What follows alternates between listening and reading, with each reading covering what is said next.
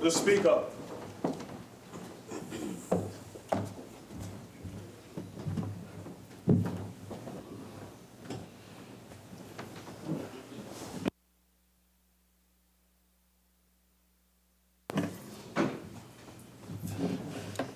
Member for Port of Spain South.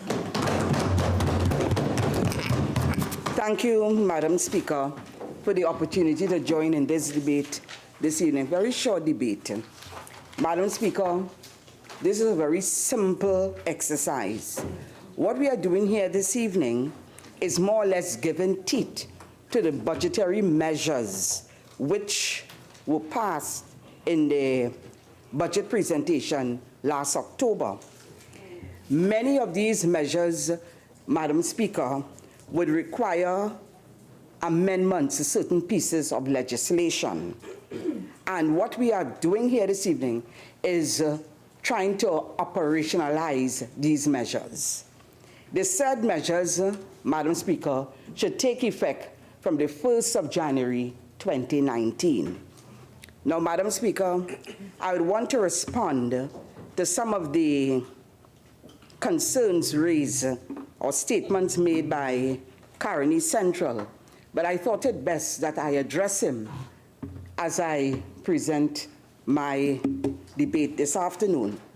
Madam Speaker, it was just 3 years ago that this government started a journey which has brought a level of calm and level of stability to a traumatized society, a society which has been traumatized for 5 years and 90 days, from 2010 to 2015. And if we examine the theme of the minister's first budget from 2016, it says, restoring confidence and rebuilding trust. And that is a very apt description for that budget theme in that year.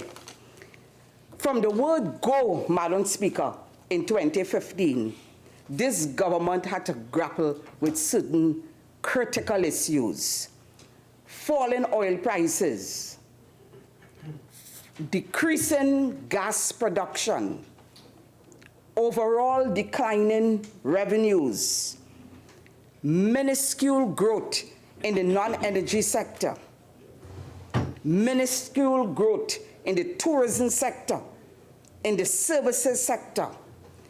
And I asked Caroni Central at this point in time, what did they do on that side for the 5 years and 90 days?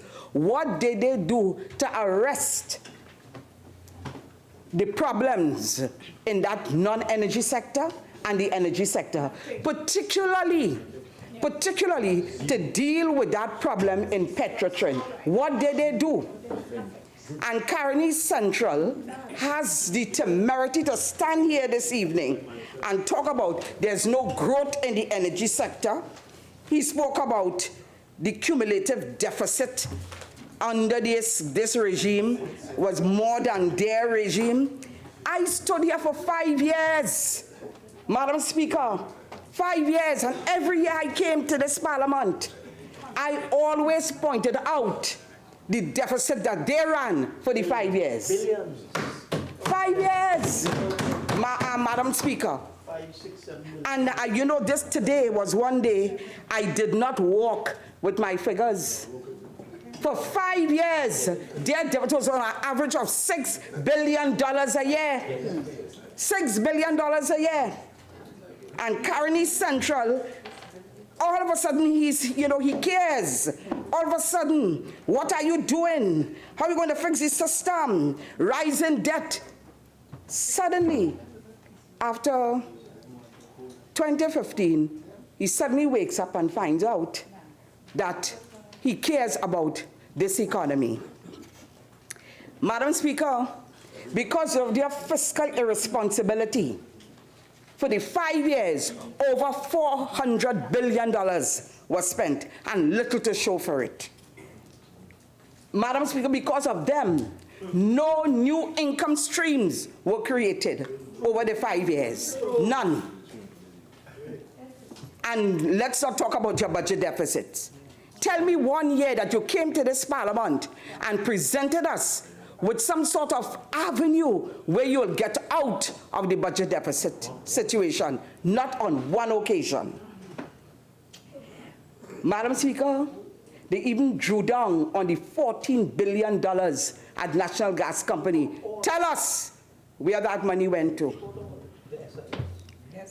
Furthermore, this country lost over $20 billion in revenue over the 5 years. And they took no action to stabilize our finances. But yet Caroni Central stands there this afternoon like a paragon of virtue trying to lecture to us. Absolute madness. I am not Darling, I am Port of Spain South. Madam Speaker, that would be our new reality. When we came here 3 years ago, we had to change the paradigm. The Minister of Finance had to place this economy on a sustainable growth path. And that's exactly what he has done, and we have been doing it. Hard decisions had to be made. Things were tight, but as far as possible, the discomfort was very minimal. In our quest to stabilize the economy, we sought to reduce the expenditure from an all-time high of $63 billion. I wonder if Caroni Central remember that. $63 billion to down to $50 billion now. We started the diversification of the economy. He said that the Minister of Finance stood up and talked in his conventional way of his narrative of growth and diversification and turnaround. Let me tell you what we are doing in terms of diversification. Look at Labrie, the dry docking facility. Just recently,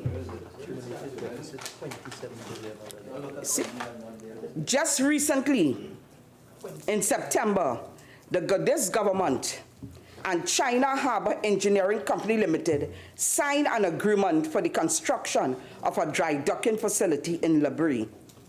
This will provide job opportunities for skilled workers. It is projected that 5,000 jobs will be created in that area, in the area of Labrie and surrounding environs. Let's look at Cuba as part of our diversification plan. Many new businesses and industries are being promoted by the various industrial estates. Madam Speaker, in collaboration with Beijing Construction Engineering Group, we are developing a new modern industrial park in Felix Park, Cuba, at a cost of US $104 million.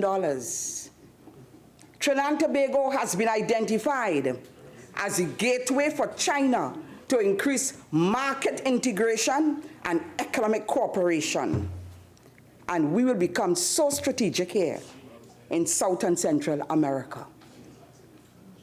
In Moruga, Moruga was not forgotten. The government-driven Moruga Agro-Processing and Light Industrial Park, it's now in construction. This is being built at a cost of some $77 million and will accommodate private businesses. There will also be facilities for canning, bottling, and freezing of finished products. And we should see the first of products coming out from March 2019. That is what we are doing currently Central. And there are many more, but I've just highlighted the major ones. The strengthening of our institutions. The Revenue Authority will be coming to the Parliament. The property tax being implemented. The Statistical Institute, we know that we have to become an economy where we are not only data-driven, but also we need to get statistics off the cuff, and not like when you all were there, you all shut down the CSO and have people working at home. That is what you all are doing. People at home shut down the CSO, could not get current figures.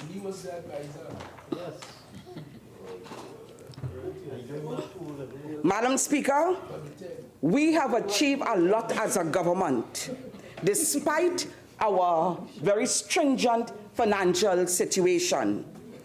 And it's in these times, Madam Speaker, that you have to become innovative.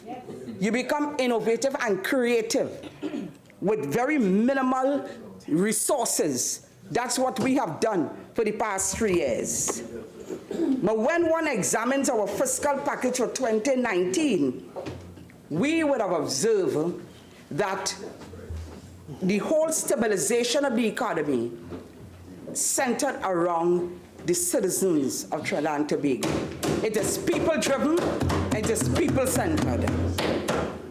This government was able to maintain spending on education, maintaining our social safety net. We made sure that despite what happened, the social benefits of our poor, our vulnerable in society, we remain intact.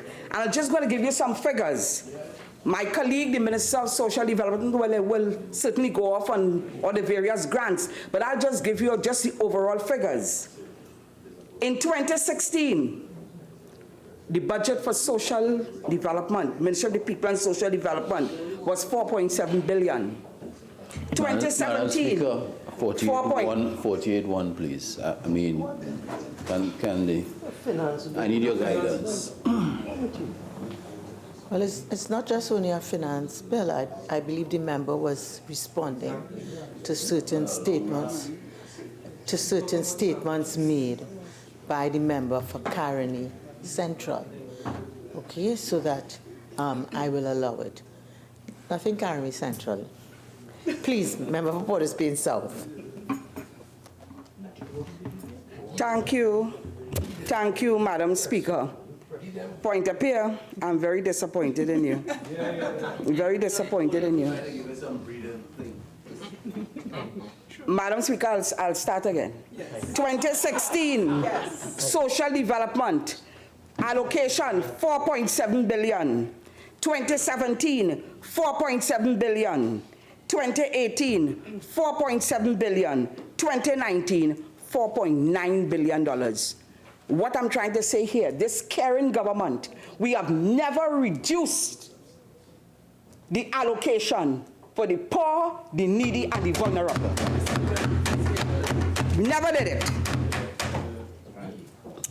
Madam Speaker, we stimulated the private construction in this country, especially in the housing sector.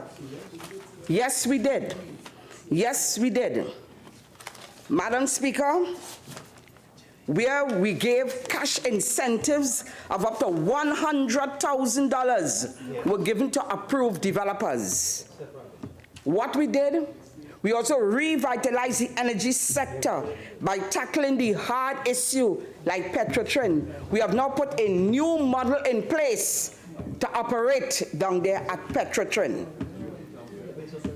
Madam Speaker, I think the best of it is the deregulation of the fuel subsidy. And the Minister of Finance, he stood in this panel and he told us, because he was able to do that, he saved $700 million. $700 million was his savings. And then he was now able to take that $700 million and plow it back into the economy. And he did so by improving the standard of living of the citizenry of this country. That is how we were able to get increased food card. All those grants, disability grants, the education grant, the public assistance, the first-time homeowners went from $850,000 to $1.5 million. And that is why I said, Madam Speaker, that though things are tight, there was minimal discomfort. Madam Speaker, I'm going to highlight some of the areas in this fiscal package as it relates to the bill under review and how it shows the people-centeredness of this government. Clause 2, and that's the Retiring Allowances Act. We are making an amendment there. The government, in its usual caring manner, examined the situation where a lot of public officers, upon retirement, are unable to access their gratuity and their monthly pension. Some of them ill, some of them die, some of them just waiting, just suffer, cannot get their pensions. What this government has done is to give what you call an interim pension. It's an interim pension where they will receive $3,500 upon retirement.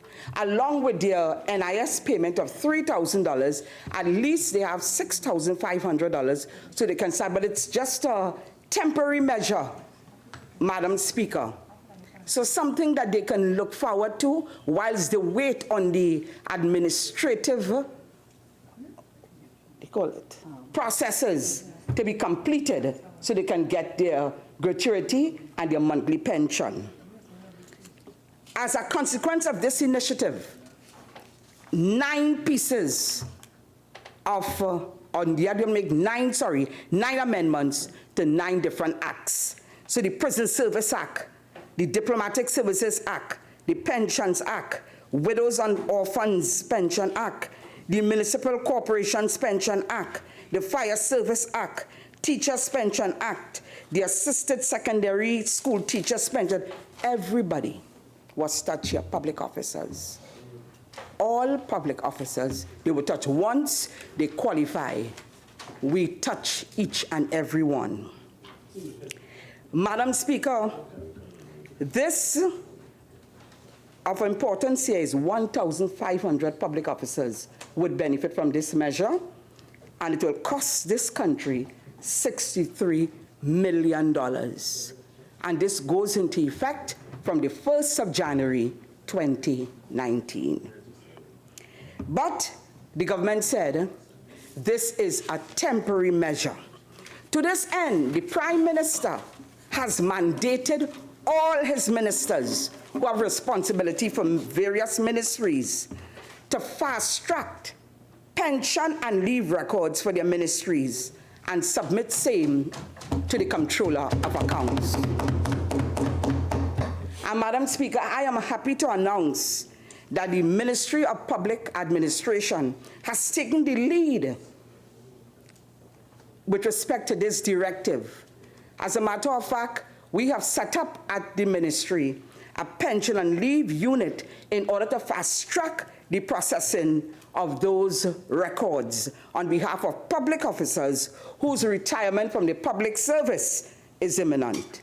And we will be liaising with other ministries in order to do the same fast-tracking of their records. So despite the fact that it is an interim payment, it is temporary, but we are doing things in-house to make sure it stays like that. It is temporary and not become something that is permanent. Madam Speaker, clause 15. Again, I'm showing the caring nature of the government. The amendment to the Municipal Corporation Act, and the Minister of Finance spoke about it, where it allows a council to deposit into and withdraw from the mayor's funds. That, Madam Speaker, legislatively, I'm very happy because each month, as I chair the legislative group for the party, I get every month. That's why I was so excited when the minister was speaking, because every month the councillors, aldermen, chairmen, there's always a concern at the legislative group meeting because there is this unspent balances, excess funds, surplus, whatever you call it, and they cannot use it.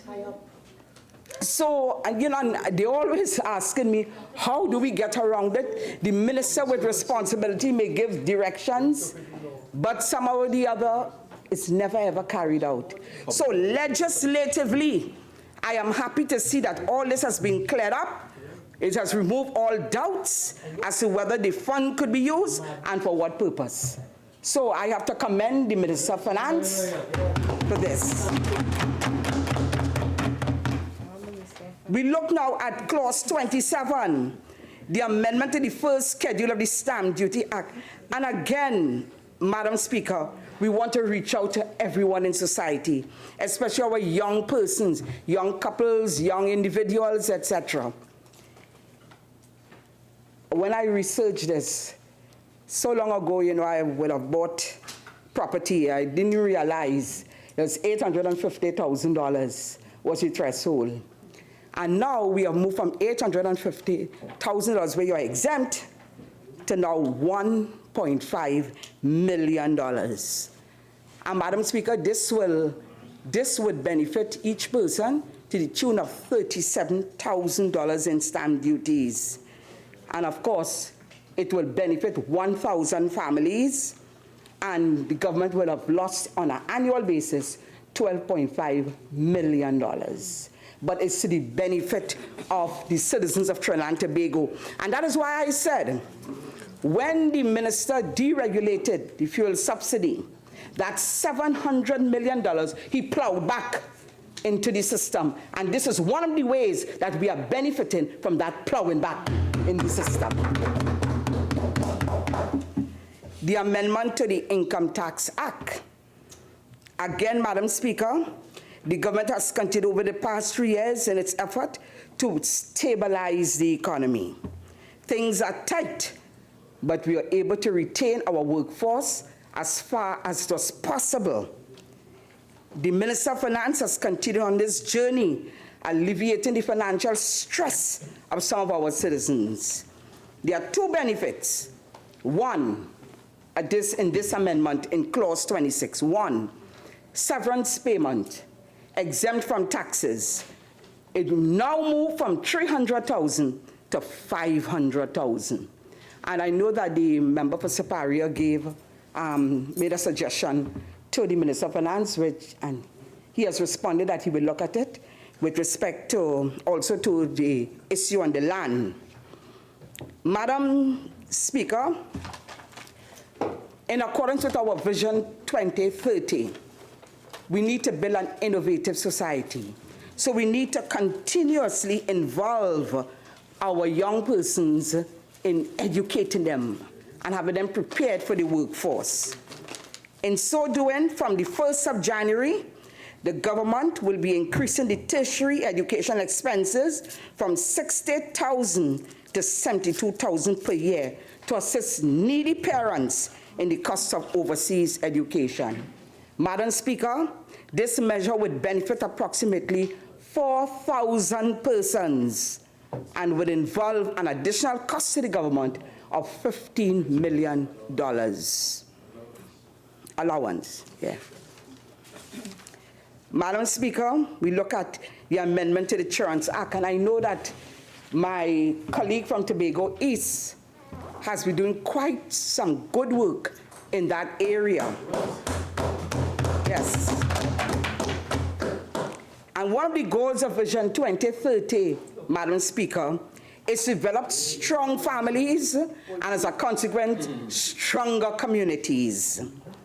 And the protection of the nation's children will become of paramount importance. I look at them as the generation next. And the generation next is the greatest asset that we can have. In so doing, the government is very concerned about the protection of our children. Between May 2015 to April 2018, 14,581 cases of child abuse were reported to the Children's Authority. With this in mind, we propose to increase, Madam Speaker, in clause 23, all offenses against the children, the penalties will be increased by 100%. And this will take effect from the 1st of January, 2019. So, Madam Speaker, in total, the fiscal measures, I've just done a few. Those that I felt were people-driven, there are much more, and my colleagues will deal with them. In total, the fiscal measures for 2019 are designed to improve the welfare and the livelihood of our working and vulnerable families. The overall cost, I estimate at some $423 million, and it will impact approximately 1,350 members of our national community, including our senior citizens, our retirees, our working families, and major vulnerable groups. Madam Speaker, I do not think I should burden you any further, save and except to say that I endorse these proposals. They are merely for operationalization of this Finance Bill 2018. Thank you, Madam Speaker.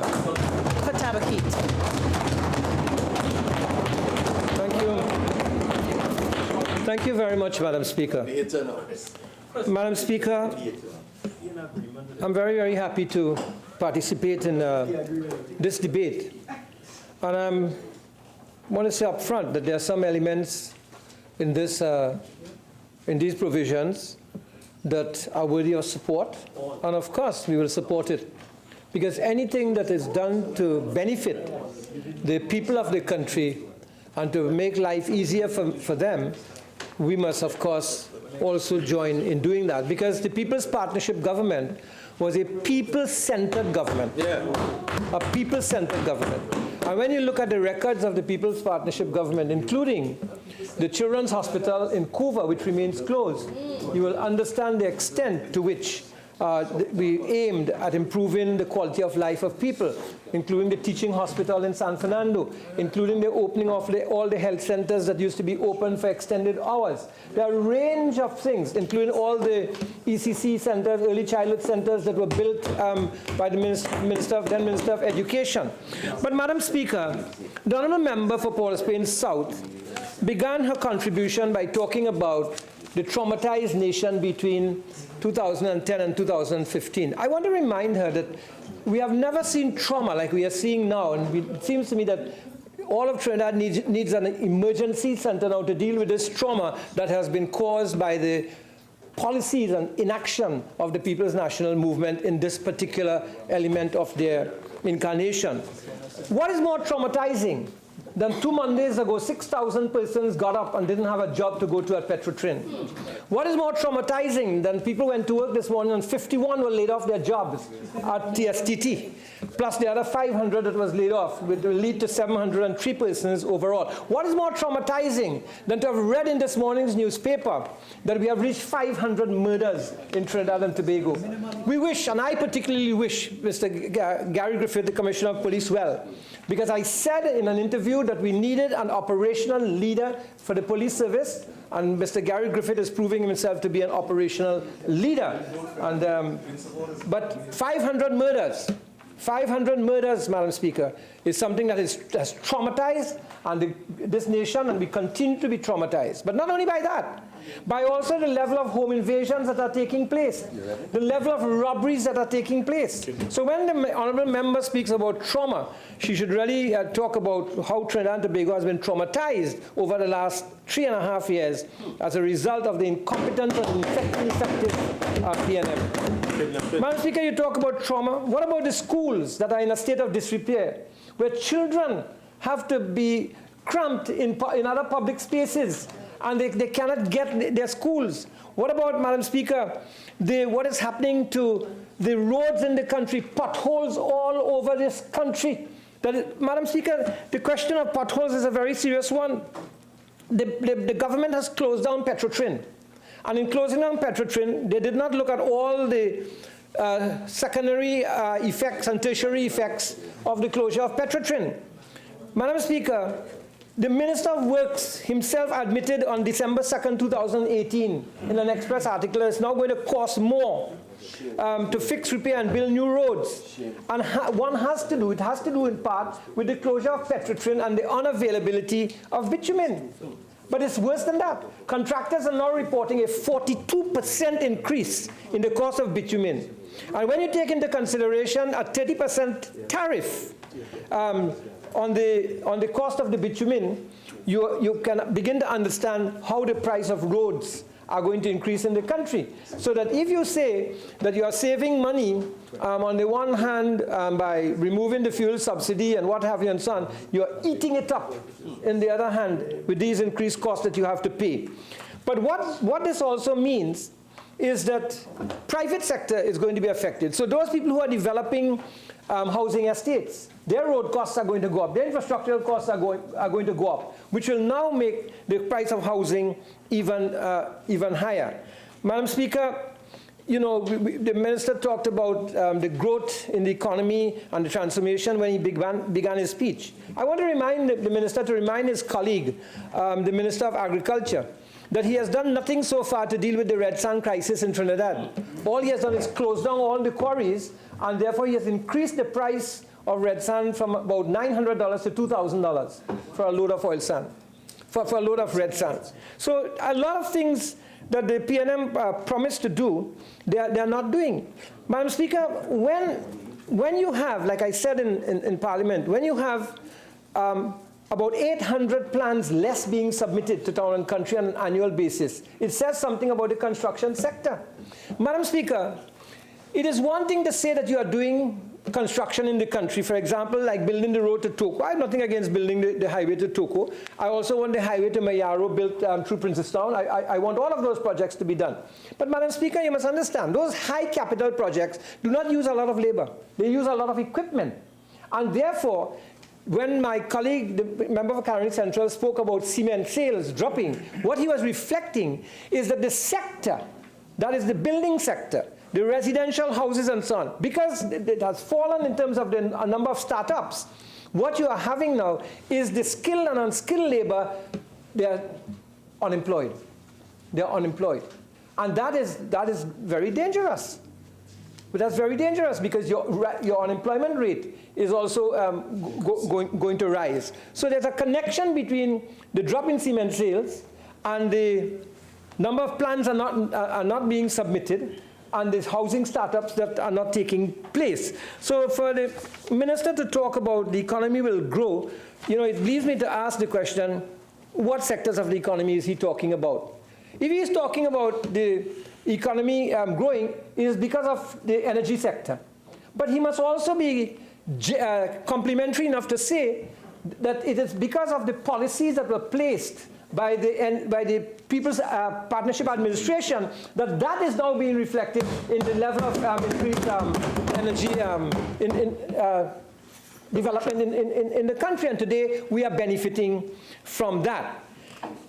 Madam Speaker, the honourable member for Port Spain South also spoke about several arrangements they are making with the Chinese. She referred to Chinese partnerships. I want to tell you that we've got to be careful when we look at what is happening in other parts of the world with what the Chinese are doing. You know, the Chinese government, through its own state companies, as it were, they come and invest in your country. And then in several African countries, if you notice, they've actually seized the assets of those countries. So China, and Sri Lanka also, Chinese partnerships often lead to Chinese indebtedness. And Chinese indebtedness can eventually lead to your very democracy being undermined and your stability being undermined. And the kind of economic independence that you enjoyed is also going to be undermined. So we have to be very careful how we borrow and from whom we borrow. Because some things are happening in the country that we ought to be very careful about. In the review of the economy, and the Minister of Finance may want to reply to this, the central government debt service was expected to rise by 29.9%, central government debt service, from $6.7 billion to $8.7 billion. That's about $2 billion rise in central government debt service. The domestic debt service also is going to be $7 billion. And the external debt service was going to rise by 15.5% from $1.45 billion to $1.67 billion. But what is more interesting is that central government debt as a percentage of central government revenue is going to rise this year by, according to the review of the economy, by 18.6%. Wow. From 18.6% in 2017 to 20.6% in 2018. So government indebtedness as a percentage of central government revenue is rising. And if you cannot increase your revenue base and your debt is rising, then you are headed along the road that my colleague from Caroni Central was talking about. You're going to have to go back and draw down on the Heritage and Stabilization Fund, and you're going to threaten the very thing that you are boasting about. So that while you talk about diversification and so on, the proof is in the eating. Where is the diversification? You talk about the Mitsubishi plant. The Mitsubishi investment started under the People's Partnership government. It started there, and you may criticize us for how much you want, but it was after 19 years that the Japanese government had sent an investment mission to Trinidad under the People's Partnership, after 19 years. So we were building relationships and bringing in investments. And the level and quantum of investments that we brought in annually between 2010 and 2015 is virtually higher than anything that this government has done in its 3.5 years in office.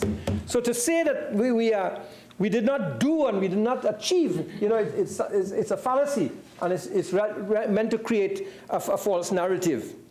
Madam Speaker, as I speak about that, this government has letters of guarantee to state enterprises at the end of 2018. It will rise by 6.4%, $635 million, from $9.8 billion to $10.5 billion.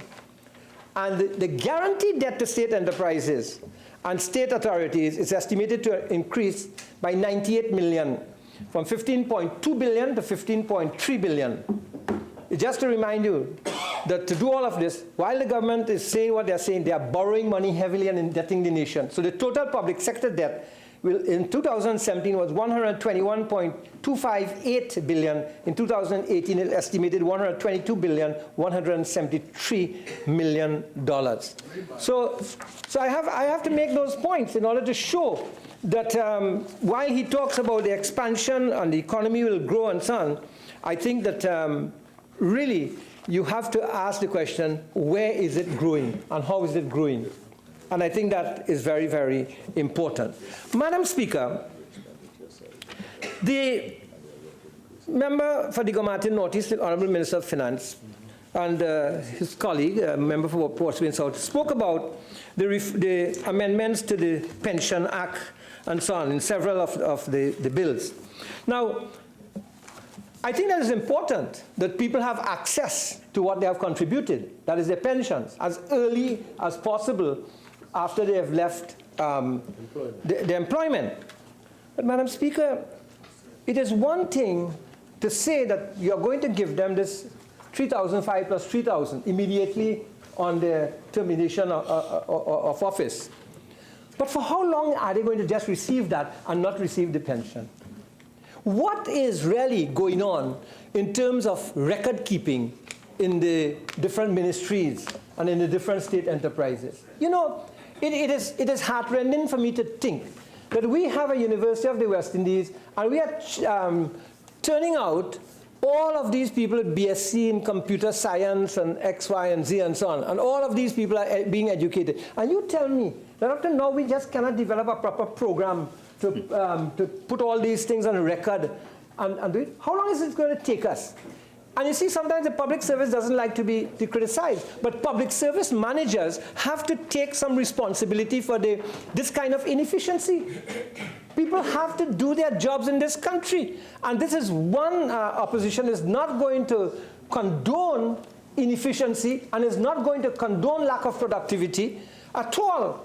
You know, people must rise up to the challenge. Taxpayers' money are involved in this, and taxpayers deserve service and quality service for their investment in the public service. So for how long are you going to tell us that we are going to get it right, we are fixing it, we are computerizing all the records? How long are you going to tell us that? Is this what you are doing simply a way to reduce the dissonance, or part of the dissonance that exists in the hearts and minds of the people of this country on a wider basis? And let us face it, there is tremendous dissonance in this country with the PNM government. Yeah. There's tremendous dissonance with PNM in this government. So I want to simply ask, what really is being done to correct the situation with respect to record keeping of all of these things. Madam Speaker, the next point that was raised by Paul South in particular had to do with Clause 23, which involves the Children's Act. And the honourable member spoke about the penalties that, to increase the fine, sorry, that part of the amendment will increase the fines of offences committed against children by 100%. I agree with that. I agree, you should increase the fines. Because children are under pressure. But Madam Speaker, the penalties is only one side of the argument. There are other sides of the argument that are important. There is a document that is entitled the Fourth Report of the Joint Select Committee on Human Rights, Equality and Diversity, which was the second session of the 11th Parliament, Systems in Place to Protect Children from Abuse. And Madam Speaker, while it gives excellent statistics, which have been repeated here in the Parliament, and I'm not going to do that again, about child abuse and pregnancy in schools also, I just want to remind the government that there were certain recommendations in this Joint Select Committee report that I think is important. And I want to refer particularly to paragraph 4, subsection 6. The committee was concerned that as of January 2017, the Children's Authority of Trinidad and Tobago was operating, and I'll take my time to say this, at 52% of its human resource capacity, with 124 of 242 approved staff only. Now, that to me is a very serious matter.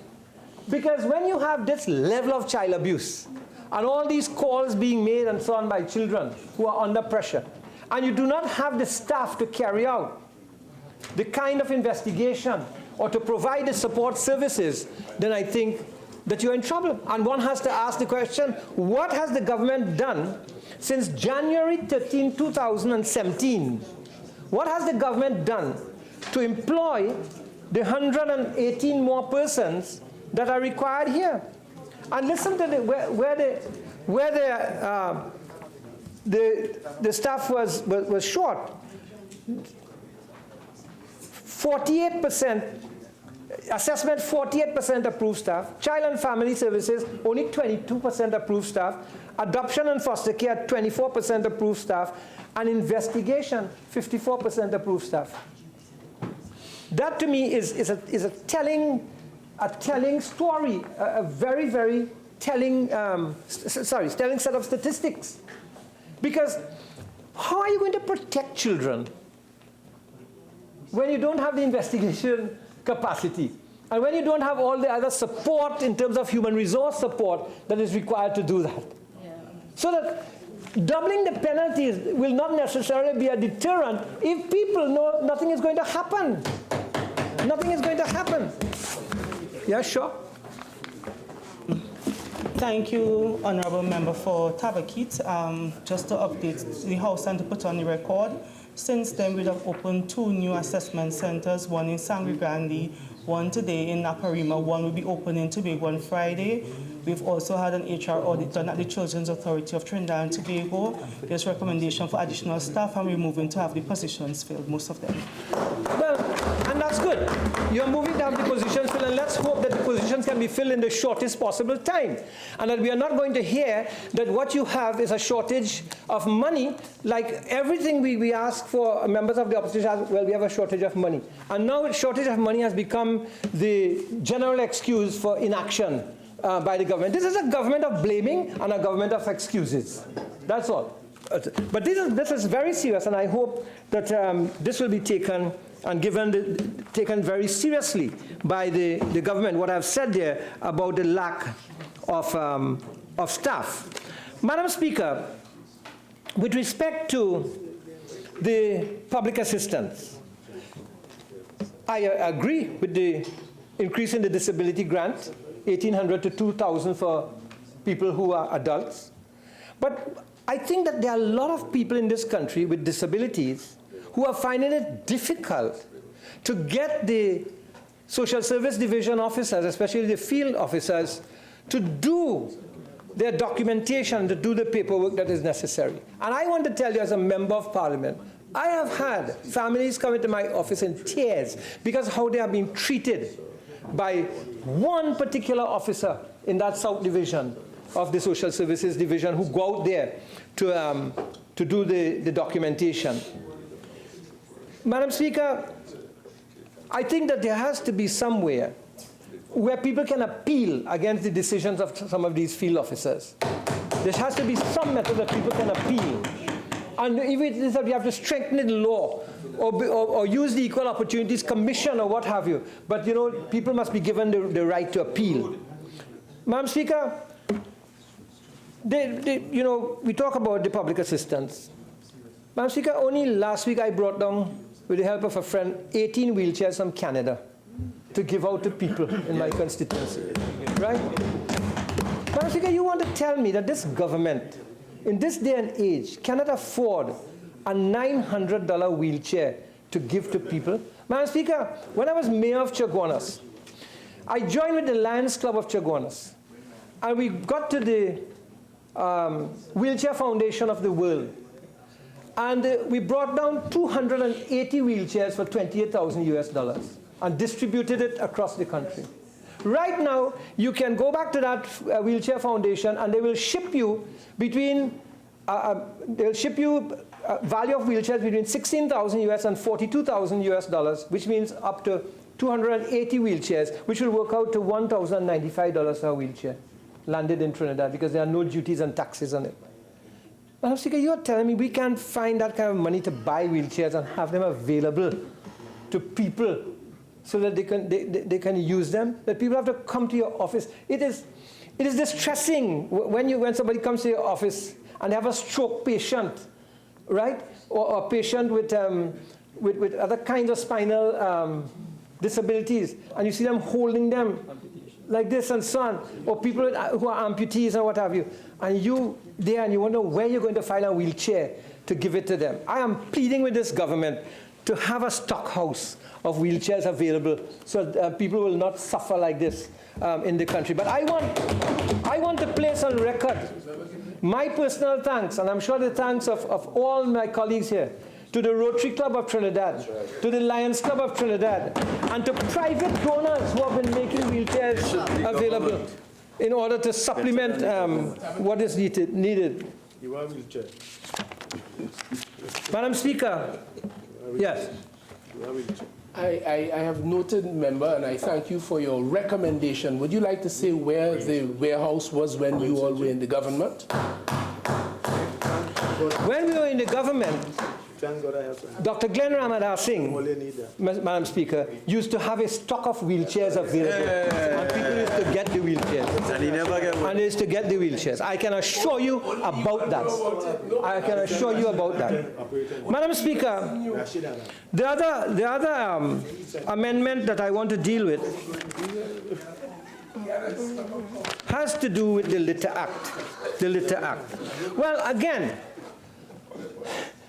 fines are only as good as enforcement. If there is no enforcement, the fines are nothing. Madam Speaker, I'll give you an example.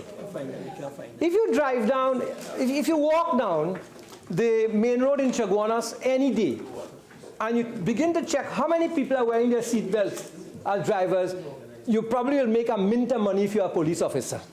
But the police officers are there, and they don't even give them tickets for not having the seat belt on. If you again look at what goes on in this country, you have people putting their little kids on their laps and they're driving their cars. You have laws in this country, and the police have advertisements about it, where you need to put children in the back seat, in the proper seat and so on, and you see none of that being observed. So the fines are only as good as enforcement, and our enforcement in this country is extremely weak. Is extremely weak.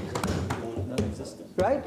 Some people think that it is good politics not to enforce. I'm saying it's bad politics not to enforce. And only when people lose their lives or they get very injured, then we talk about, well, the laws are there. Madam Speaker, I want to tell you that this Litter Act, which was last amended in 2014, this Litter Act is a very strong piece of legislation. Very strong piece of legislation. And Madam Speaker, this doesn't only refer to the litter wardens, but if you read Section 6 of this Act, you will see that every member of the police service established by the Police Service Act, and every member of Special Reserve Police established by the Special Reserve Police Act, and every person to whom a precept has been issued under the Supplemental Police Act, every member of Municipal Police Service within the meaning of the Municipal Corporations Act, every public health inspector, whether he is attached to the Ministry of Health or employed by a local authority, every forest officer appointed for the purposes of the Forest Act, every harbour master appointed under the Harbours Act while acting in the exercise of his powers or the discharge of his duties, and so on. All of these persons under this Act are litter wardens. So you have more litter wardens available to control dumping and to the other kinds of things that are going on. But are these people exercising their rights under the Act? Are they performing their duty? No. You know, Honorable Attorney General, you often refer to your grandfather. Well, you know, in the days of when Shell, UBOT, United British Oilfields of Trinidad and Tobago, exist, and my father would take up his bicycle to ride to go to work down in Vesini from Faizabad. He never said he was going to work. He said he was going to pick up his duty. There's a big difference between saying you are going to work and you're going to pick up duty. How many people are picking up duty? Because duty entails a responsibility. And there seems to be a gap between how people see duty. We have to have duty to this country. And I'm just using the Litter Wardens Act to show that. But Madam Speaker, while you are going to increase the fines for litter wardens, there are litter wardens now at all the corporations. But do you know what? They cannot function. They cannot function. Right? Yeah, CTRC have none. That's the Cuba Tabakit, yes. 6 months now, none. Because some of them, their contracts have expired and they haven't renewed their contract. But there are bigger problems, Madam Speaker. They don't have a vehicle in the corporations for them to go out to do their work. They don't have a vehicles. Yeah, to do their duty.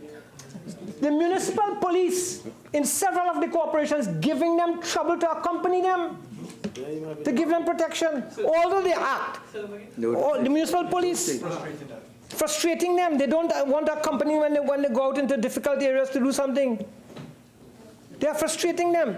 And this is why it is important to see where the debate will go when we come to debate, hopefully, the Municipal Corporations Amendment, to see what will happen to the municipal police and how they are going to be able to do their duty in a more formidable way.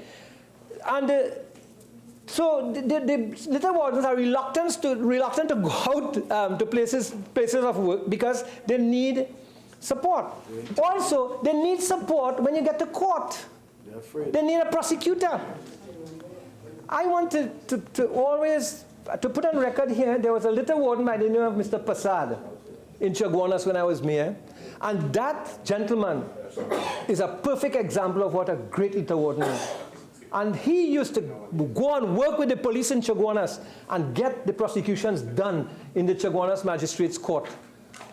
And I remember there were about 76 prosecutions were done at that time. Madam Speaker, I will tell you one thing, you know, I swear to do my duty without fear or favor. Yes, and I will do it when I have to do it. Madam Speaker. Picture. Madam Speaker, I hope that the government will say to themselves, look, if we are going to collect so much more money as a result of the litter fines being increased, that we are going to really put aside some to buy equipment for these people. We are going to train them better, and so on. So, as I said again, the fines are only as good as enforcement. The fines are only as good as enforcement, Madam Speaker. Right. But Madam Speaker, even if the litter wardens aren't available now, I've just read you a whole gamut of people who are litter wardens and who can apply, who can apply the law. Madam Speaker, a lot was said here this afternoon about the Municipal Corporations Act and the Mayor's Fund and the use of unspent balances and so on. That's very good. Very good. I applaud it. I applaud it. But you know what? Are the local government corporations going to get the releases that will allow them to have excesses? That's it. What has been the record of the local government releases over the last 3 years? Terrible. And, They have no funding. and how early do they get these releases? And do they get all the releases? Never. So if they don't get the releases in the first place, you don't expect them to have A surplus. a surplus. But let me tell you, I was speaking to the Honorable Minister of Rural Development and Local Government, Mr. Kazim, and pointing out to him the number of pieces of equipment at corporations that are down right now, Madam Speaker, and cannot function for simple things, backhoes, trucks, and what have you. And if you're going to allow them to use these excess funds, I applaud that. But are they going to get the funding at all? Honourable Member for Tabakit, your original time is now spent. You're entitled to 15 more minutes. Thank you, Madam. I didn't think my time had flown so fast. Yeah.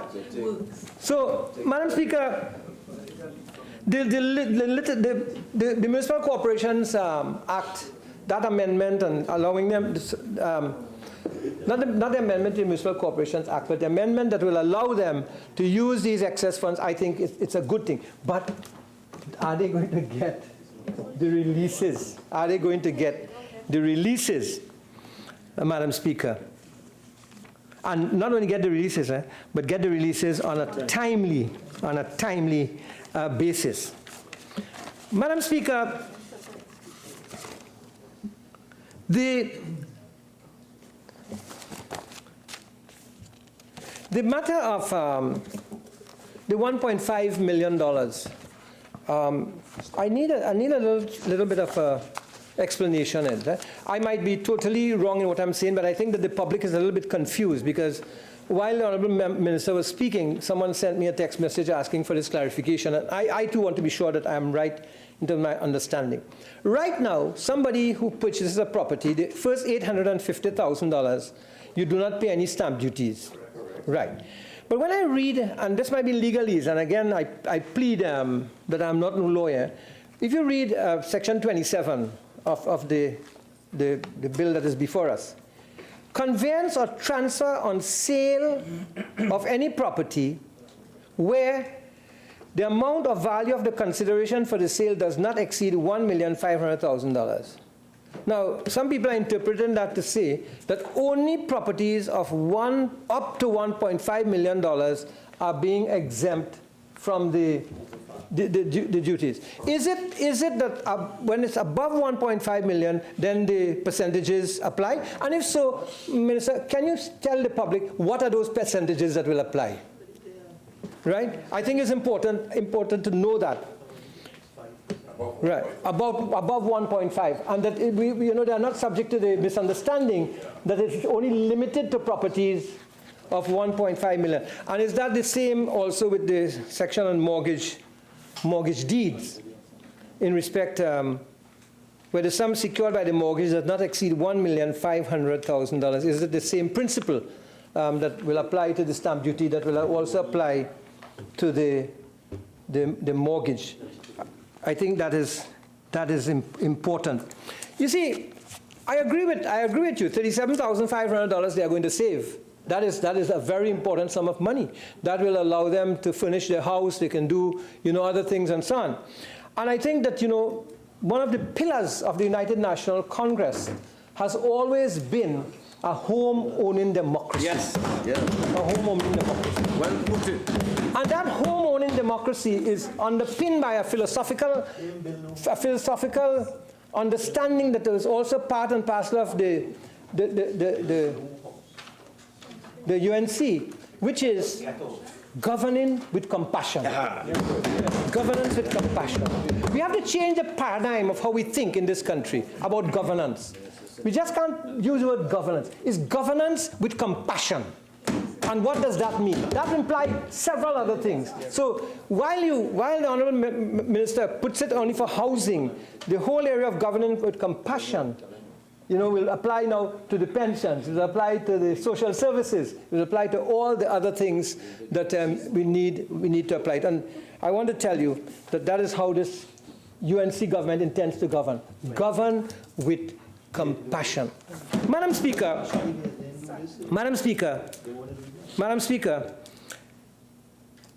the Honourable Member for Port South talks about diversification. Diversification is not something that you necessarily only look in terms of big and large-scale projects.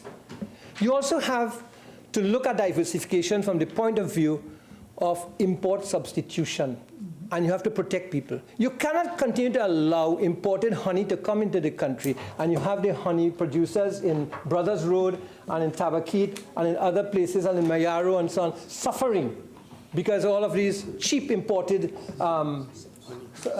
honey that's coming into the country rather than the pure honey. So you have to have policies that protect also your people. Diversification, for example, can mean going back and setting up cottage industries in areas and providing people with the kind of equipment that will allow them to set up these little industries. So when the member for Port South talks about diversification and talks about the big port and so on, nothing's wrong with that. But you have a lot of people with a lot of skills that cannot get employed, and they need to make something, and they need to sell something, they need to earn. You do not want to create a society of dependence. You want to create a society of independent people.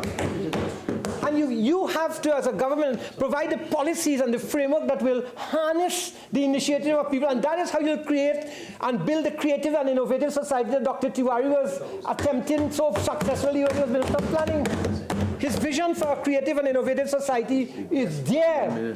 And what my colleague for Chagwana sees, the then Minister of Higher Education, was doing in terms of that aviation school and the aviation facilities and what have you. It was forward thinking. Yes, ma'am. Forward thinking.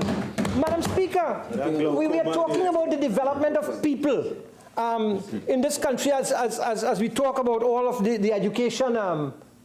60 to 72,000. I have a young guy, 18 years old. He came to me looking for some work. And while I was talking to him, asking, what were you doing? And he said, well, he was working in construction because he needed money. His father had abandoned them since they were 7 or 8 years old. But he had 9 subjects. He worked his way on 9 subjects. And I said to him, well, what are these subjects? And then he gave me. And one of the things he did was electrical work, housing. Right? But you know, in talking to him this morning, I took him down to give him a job, and I said to him, so what are you going to do? He said, well, I'm thinking that everybody is only doing electrical work on houses. What do you think? I asked him the question, what do you think about if I go and I learn to deal with hybrid vehicles, that kind of electronics?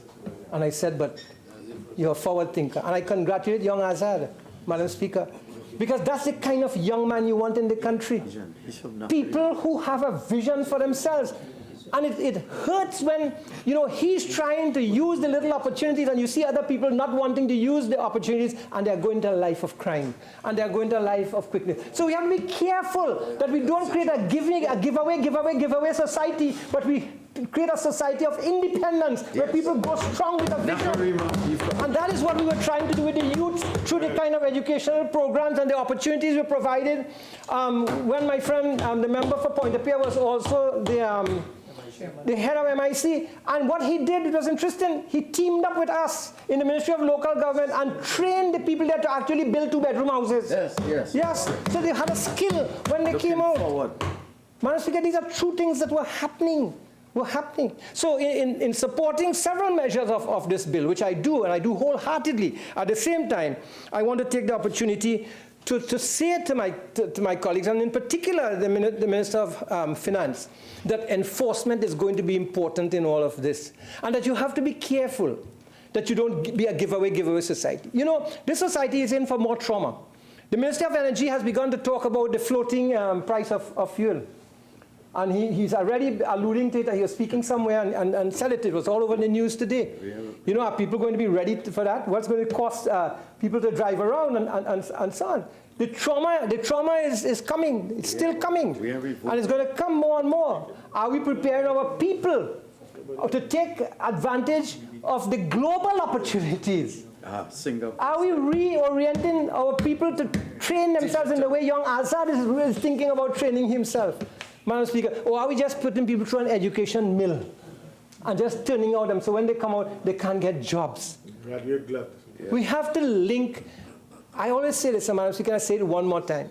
Trinidad and Tobago to progress must decide what does the world want which we can produce. That is the question. And that is what will be our island niche marketing in a global setting. That is what will be our island niche marketing in a global setting. But Madam Speaker, when the honourable member for Diego Martin Northeast spoke today, he spoke like a true Santa Claus in the spirit of Christmas. The only thing was missing was the Santa Claus hat and the Santa Claus jacket. But I want to tell you, be careful of what Santa is coming with, because you know the Santa with the smile is the same Santa that came and sent home 6,000 people and sent home 700 people and so on and so forth. Madam Speaker, I thank you for this opportunity. Yes, sir. And in the spirit of the season, best wishes. Yes. Member for San Fernando West. Thank you, Madam Speaker. There's some sense now. Madam Speaker, I have to confess that I do enjoy listening to my colleague from Tabakit. You have low standards. Because Madam Speaker, it's very rare that a speaker gives you so much to respond to. And Tabakit certainly does raise the tempo of debate and allow for some energetic considerations. So I do enjoy my learned colleague for Tabakit's contributions. I may not agree with all of his contribution from a philosophical point of view, and in those respects I propose to give at least a slightly different position, because Tabakit is actually, surprisingly, not an attorney at law, but a good advocate. He can present a convincing case with very little material. And therefore, the ability to distinguish his argument is sometimes a little bit more challenging because he's convincing in the way he delivers. And I mean that in the best way possible. So allow me to respond to my learned colleagues, both the member for Caroni Central and the member for Tabakit, and then to get into the crux of the bill as well, sometimes intersplicing between the two. Madam Speaker, this is a bill to amend 31 laws. We know that. It's the finance bill. The finance bill is a prerequisite to be followed from the budget, where we basically backfill the laws in accordance with the budget undertakings and implications, because there's some things that flow from the budget itself which may not have been expressed but which are in fact implied. The Minister of Finance has already put out the categorization of matters. We deal with the money side, pension issues across a number of pieces of law. We deal with certain aspects of children. We deal with certain aspects of harmonization of laws, and I'll come to those in clause by clause detail. But Madam Speaker, I note that both Tabakit and Caroni Central started off in an effort of revisionism. And I say that because the snapshot and review of the state of the economy that they both gave, with the warnings and with the warnings as to the indicators for debt to GDP, government guarantees, state of economy, the indicators that Tabakit pointed to in the price of cement being indicative of the pace and development of the country. All of these things were taken without reference to a full effect which was caused in the 5 years of their governance. So you're going back there. And it's imperative in answering the argument, and in starting exactly as Caroni Central does not want me to do, to remind that we were squarely in this position. We are squarely in this position because of very bad decisions taken by my learned colleagues opposite. Those bad decisions involved financing arrangements directly from the consolidated fund. They involved companies drawing down hundreds of millions of dollars, that is state enterprises, in unsecured fashion. They involved failure to meet and treat with obligations to the trade union environment. They involved a terrible decision for a failure to put a cap on deferred taxation, which resulted in our revenue dropping as it relates to oil and gas by 96%.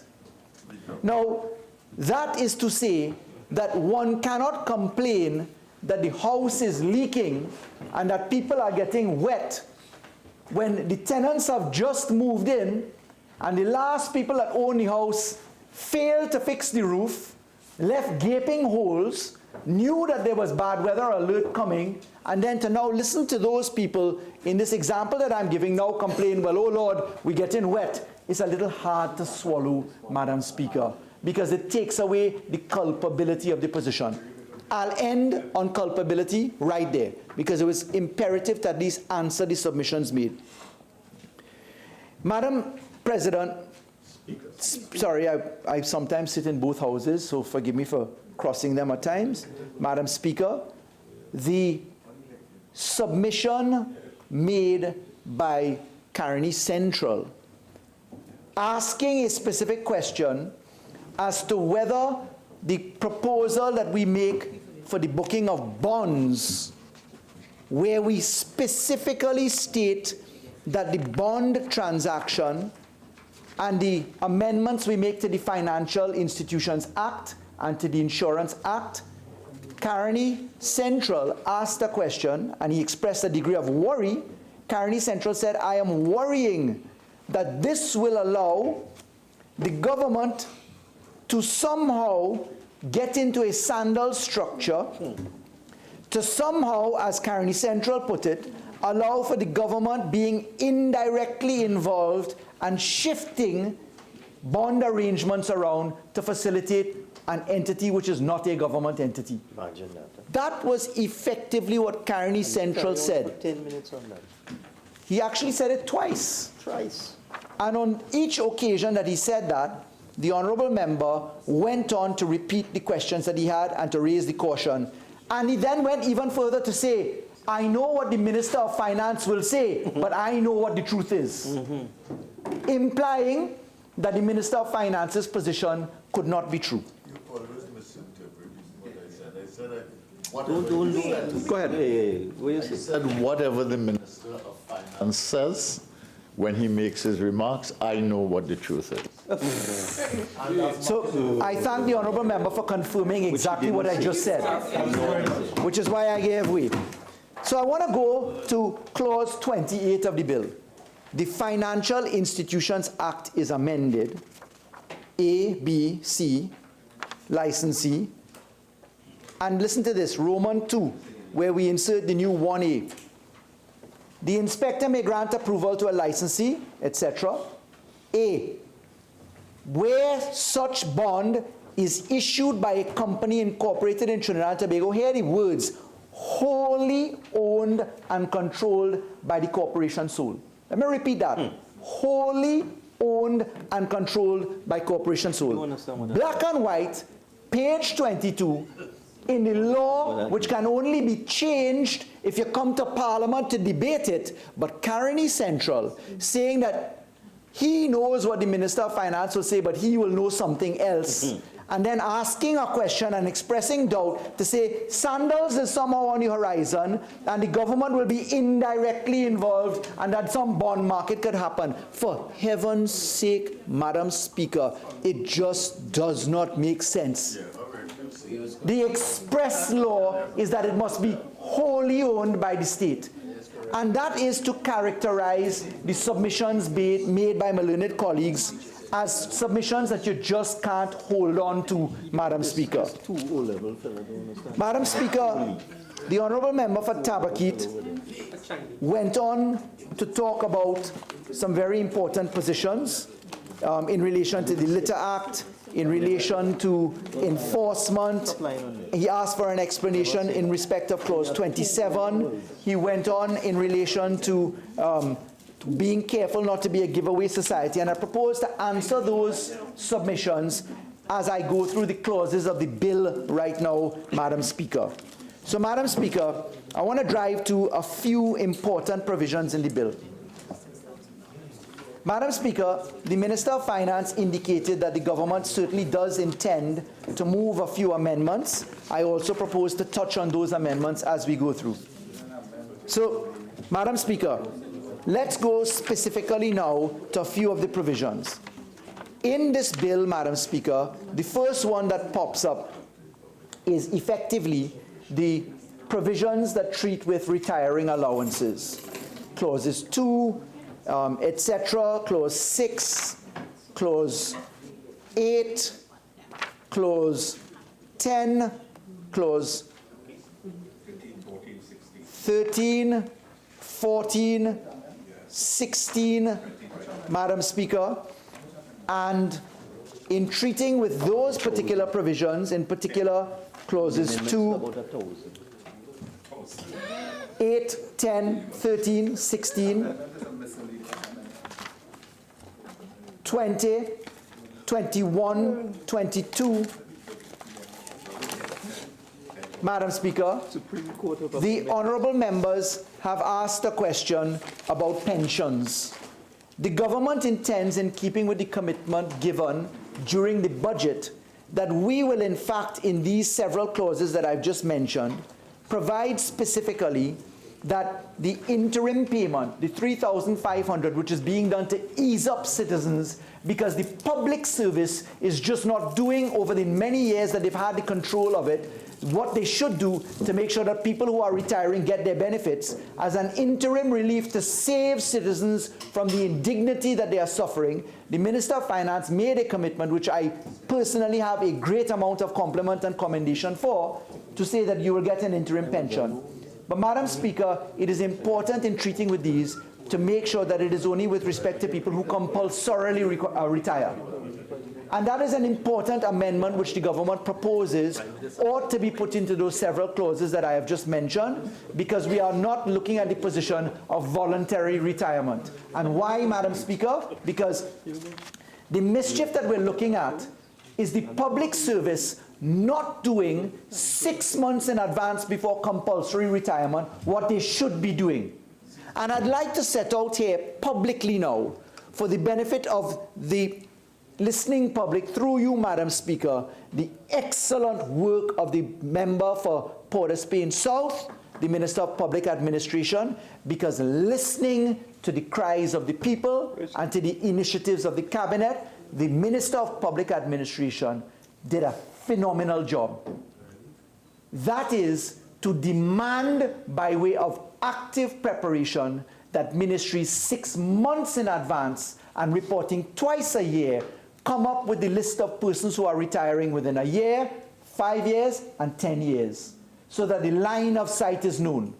But Madam Speaker, Tabakitan asking what we're going to do about getting the final position done is not aware, and I wish to commend the Minister of Finance now.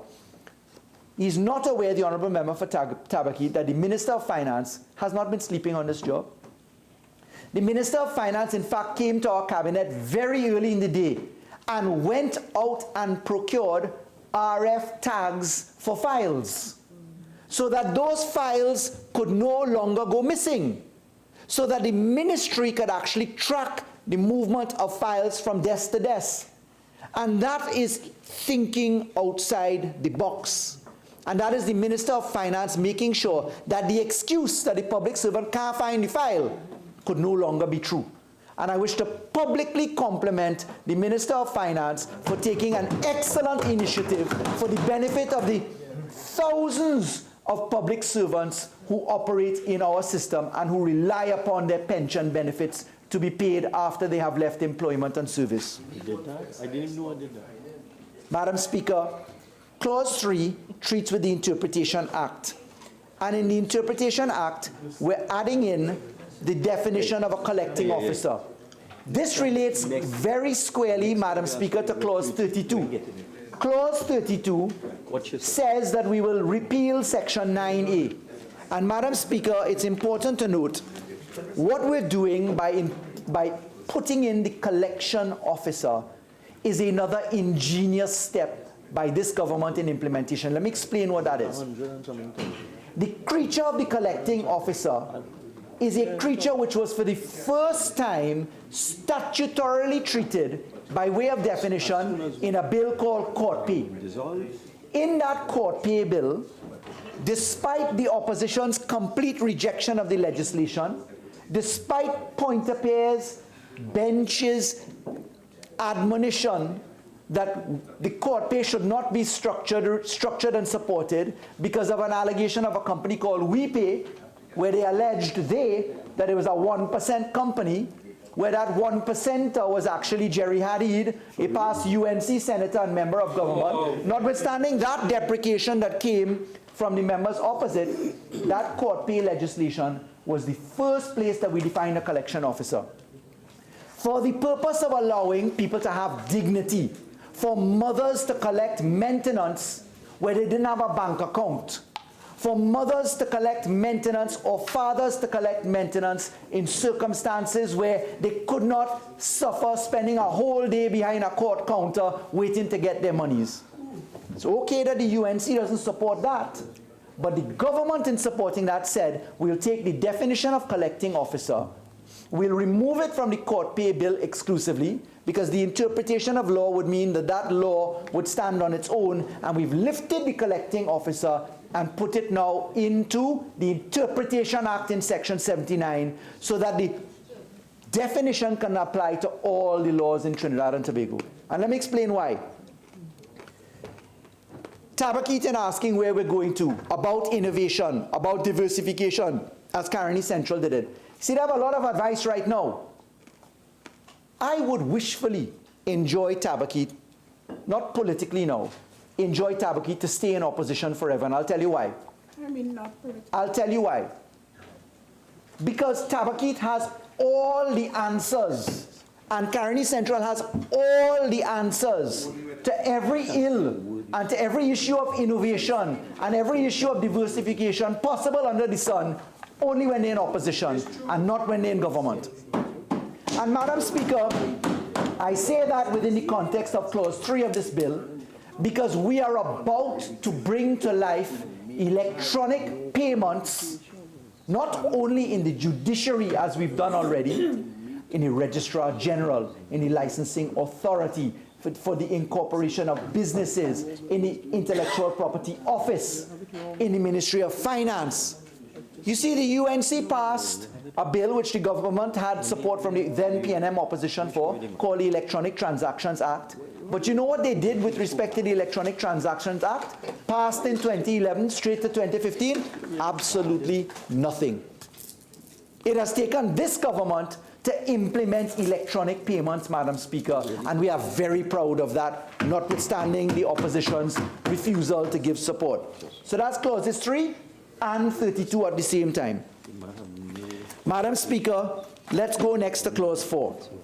In clause 4, we're proposing an amendment to Section 39 of the Summary Courts Act. And it is important to note what we did in Section 39. In the miscellaneous provisions legislation which we passed this year, again with no support from the opposition, we did a very important thing. We amended Section 39 to say, with respect to the form of requisites of complaint, it shall not be necessary that any complaint shall be in writing unless it is required to do so by any written law on which it is founded or by some other written law. However, if a complaint is not made in writing, it should be every person designated by the Chief Justice to receive the complaint shall reduce it into writing. We removed the concept of the clerk and we allowed for any person appointed by the Chief Justice. The UNC said no to that. Couva North said no to that. Princestown said no to that. But here's what it meant for the people of Trinidad and Tobago.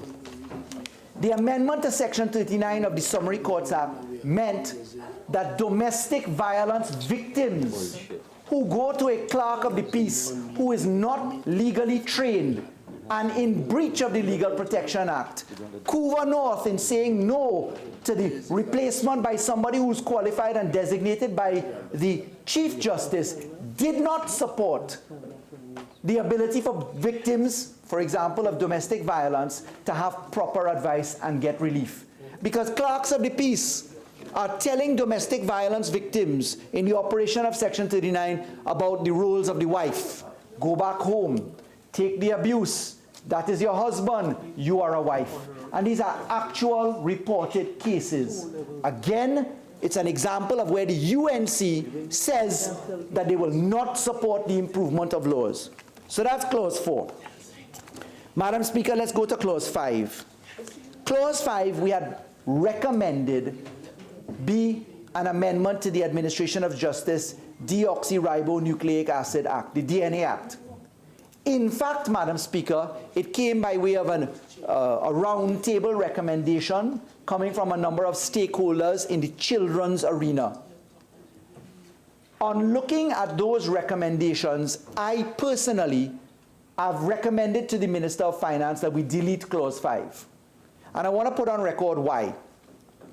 Clause 5 was proposing that we actually have an amendment to Section 13 of the DNA legislation.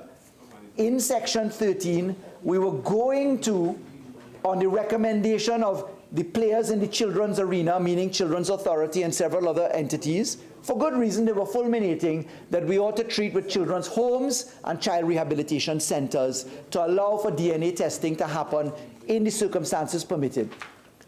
But, Madam Speaker, on drilling down into the law, recognizing that we did child rehabilitation center regulations, in those regulations we had initially provided who the qualified supervising officers for children ought to be. And they don't yet exist for children's homes. So until we bring those recommendations for children's homes up to muster, I think it prudent that we delete clause 5 of the bill so that we make sure that there's one standard for protection of children who have to have DNA testing. And that's the rationale for deleting clause 5, as you will see in the amendments coming forward. Madam Speaker, we have also proposed that we cause some amendments to clause 7 of the bill. Clause 7 of the bill is a very important clause, Madam Speaker.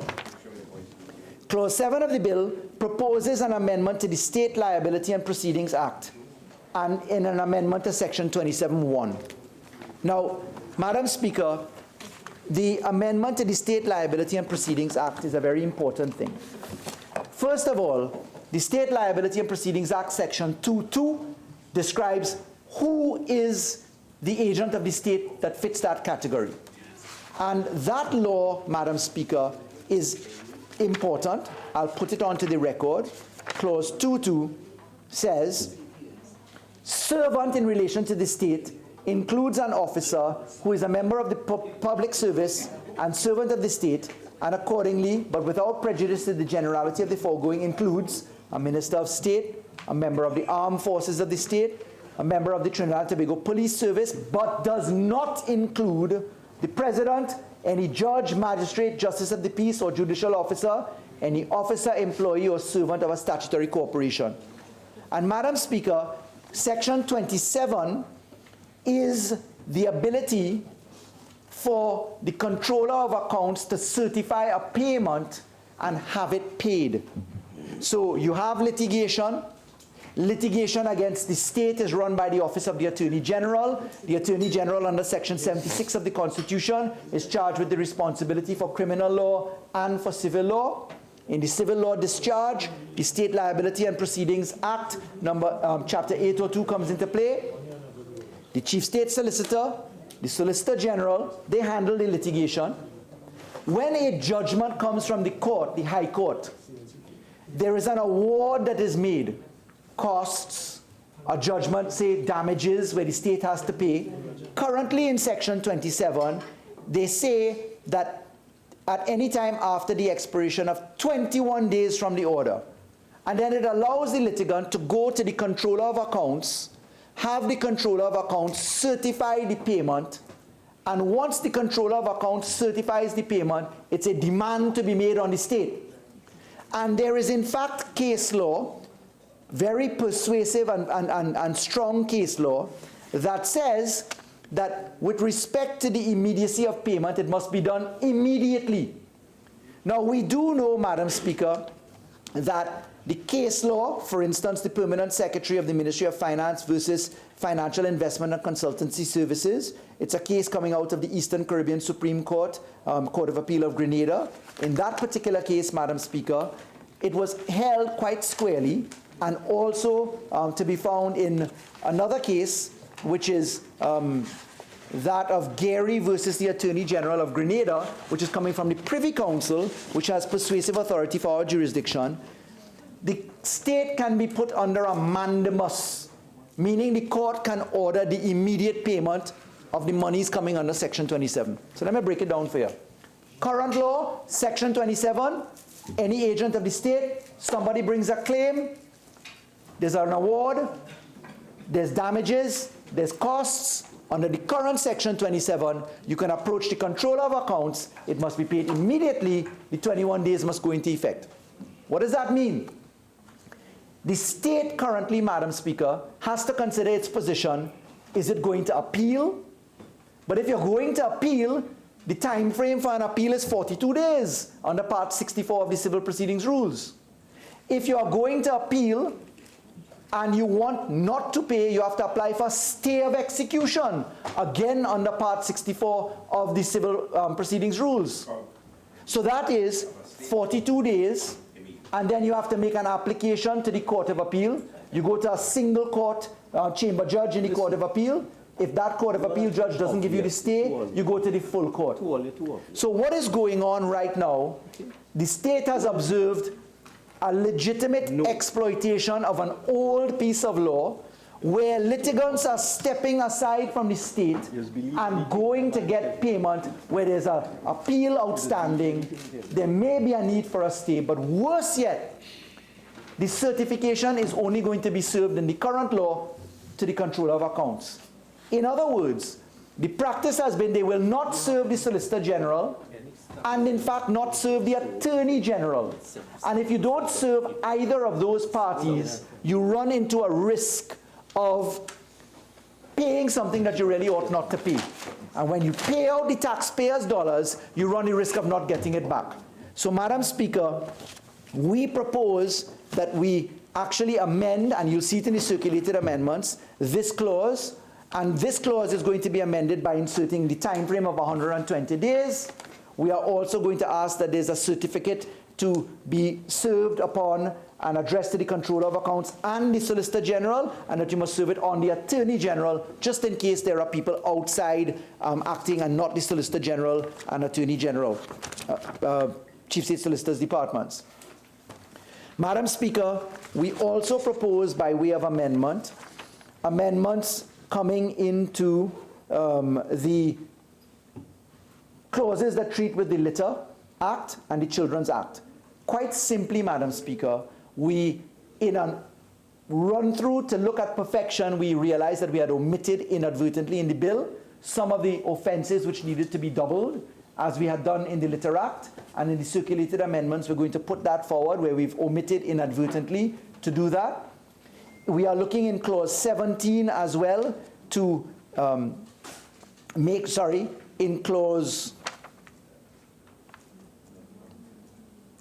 in clause 18, we're looking to amend the provision to put clarity for people who receive disability grants.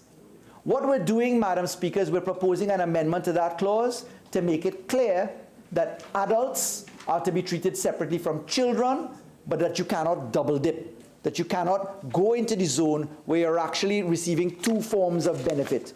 So a person who is receiving benefit for disability ought not to receive public assistance, because then you're double dipping into the tax-paying pot. Yeah. Madam Speaker, we've also proposed, and it'll be in the amendments, that the minister shall make guidelines so we could fine-tune this process and better target the delivery of the relief for our citizens. Madam Speaker, with respect to clause 27, Tabakit raised a very important point about the application of the scales, and Tabakit is perfectly correct. We may need to do a bit of tweaking to that clause. How it will operate, the stamp duty exemptions that we're giving, the current law is that the first $850,000 is nil. You pay no stamp duty. The $400,000 above the $800,000, you pay 3%. The next $500,000, you pay 5%, and every dollar after that, 7.5%. So let me break it down for the listeners. If you're buying something for $2.5 million, you take that $2.5 million, the first $800,000, zero stamp duty. $850, forgive me, zero stamp duty. The next $400,000, that's taking you up to $1.25 million. You pay 3% on that $400,000. You then go up another $500,000. So from 1.25 million, you add $500,000. On that $500,000, you're going to pay 5%. And then the balance above that, you're going to pay the 7.5%. Where we are making the amendments now, it'll result with us being between the 3% and 5% bracket. Because we're moving up from 850, we're saying that for the amount... 5 and the 7.5. Right. So we're saying that the amount that we are going to give tax-free now is the $1.5 million. So you will be between the 5 and 7.5% bracket right now. So we're going to look at making a clarification to make it pellucidly clear so that we don't have to guess what it is.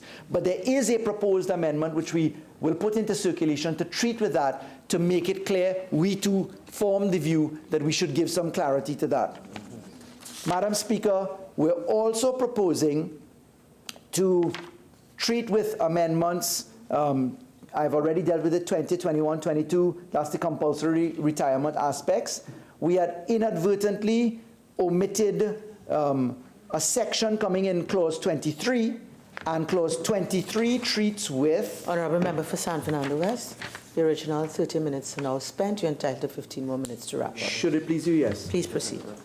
So under the Children's Act, which is what clause 23 proposes to treat with, we had left out one of the fines to go up, and that was specifically with respect to section 86 of the Children's Act. So in our proofreading, we believe that we ought to add that into the legislation, Madam Speaker. Madam Speaker, there is another very important issue. It might seem innocuous to members, but I want to put it on the record. There are actually two issues that I want to treat with separately now. The first is in relation to the Friendly Societies Act, which we propose an amendment with respect to the registrar, and that, Madam Speaker, is to be found at clause, if I can just find it. I'll find the clause in just a moment. The first is the registrar of the Friendly Societies Act, and the second is with respect to the National Lotteries Act. The National Lotteries Act is at clause 12.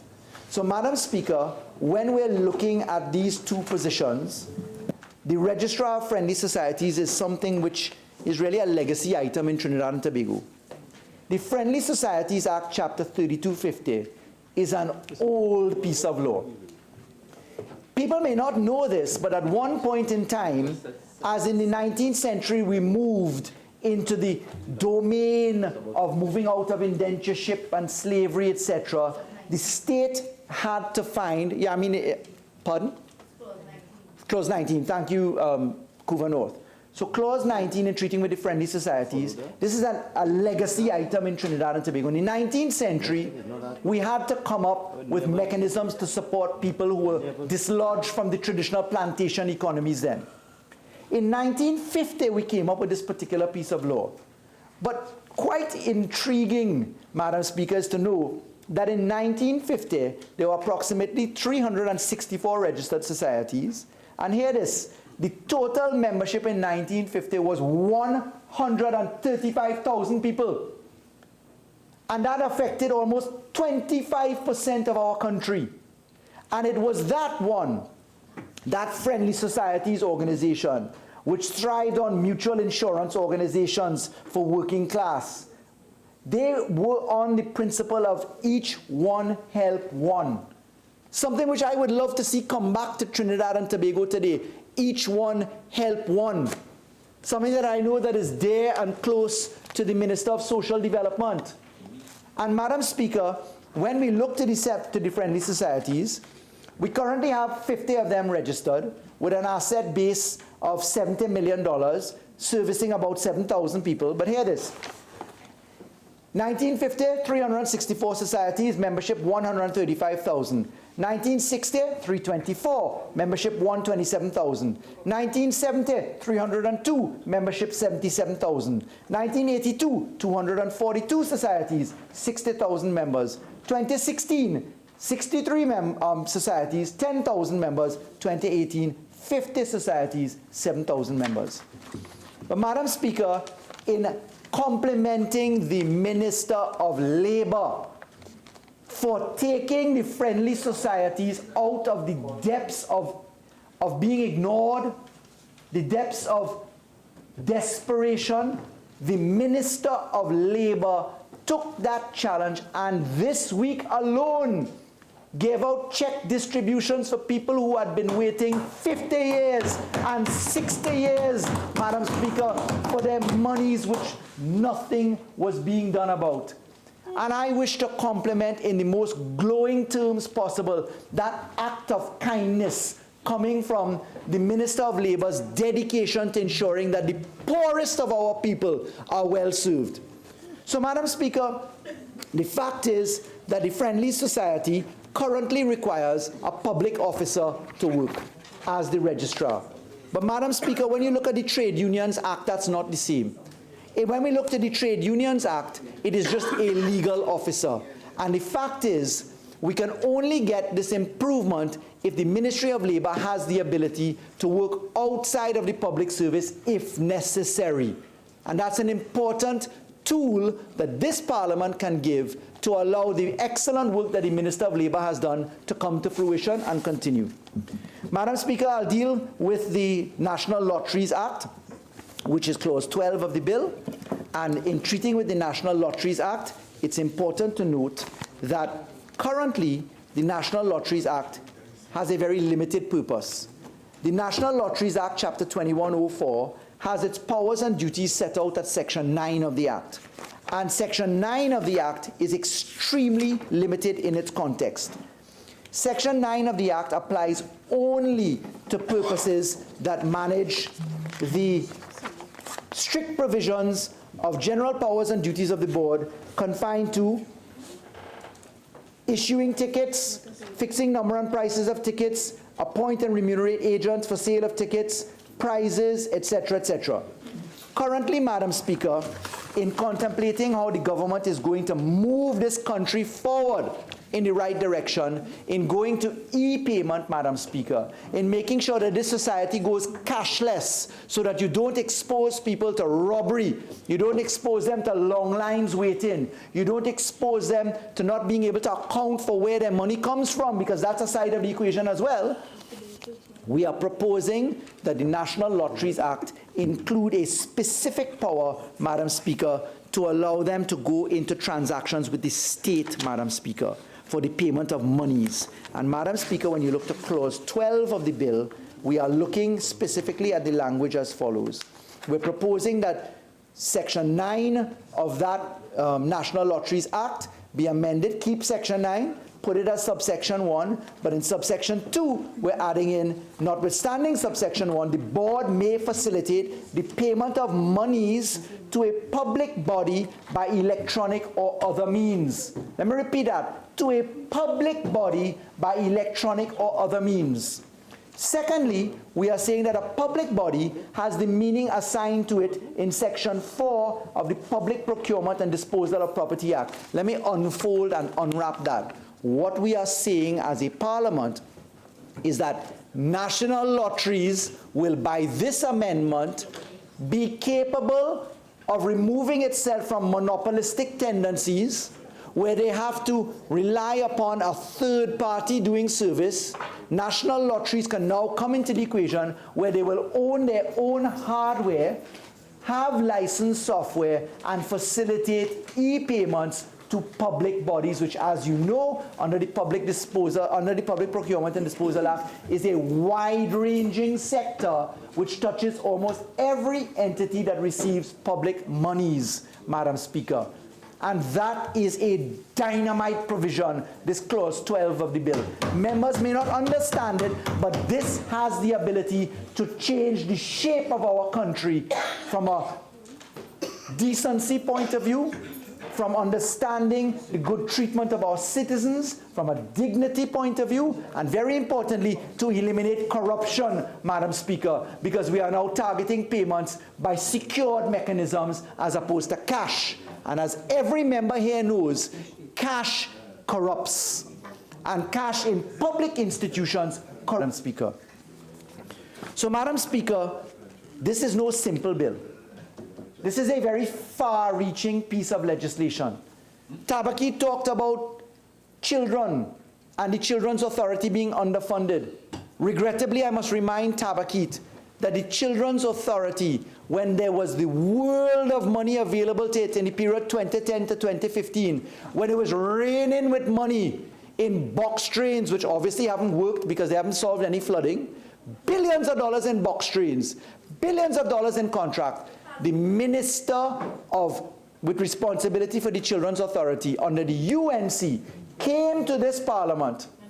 I sat on the opposite side, and the Honourable Minister then was solely concerned with the fact that I, as an attorney at law, had done the lease for the Children's Authority. And the Honourable Minister for the UNC said that that lease was unholy only because I did the lease, and instructed the Children's Authority to give up its premises as to half of its premises. So the UNC itself sabotaged the Children's Authority. Why? Simply because Faris Al-Rawi, attorney at law in private practice, was the lawyer acting for the landlord who rented the premises. Can you believe that? And today we're hearing what more can we do for the Children's Authority. You see, this is a matter of public record, you know, Madam Speaker. When some people act out of pure spite, they end up hurting thousands. And Madam Speaker, that's not the way our country has to operate. Because you'll find no example of that over here. Nobody went to disturb any landlord building under the UNC's grant in a PNM tenure. Nobody did that. They continued the way they were.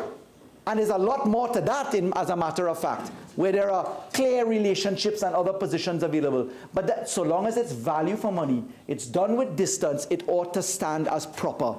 Because there's a continuance of government. Even though Naparima can't understand that for love nor money, for praise or torture, Naparima cannot understand that there's a continuance of government and legitimate expectation borne upon it. The fact is, this government acts by value for money and arm's length distance without regard to who it is, so long as it is right for the people of Trinidad and Tobago.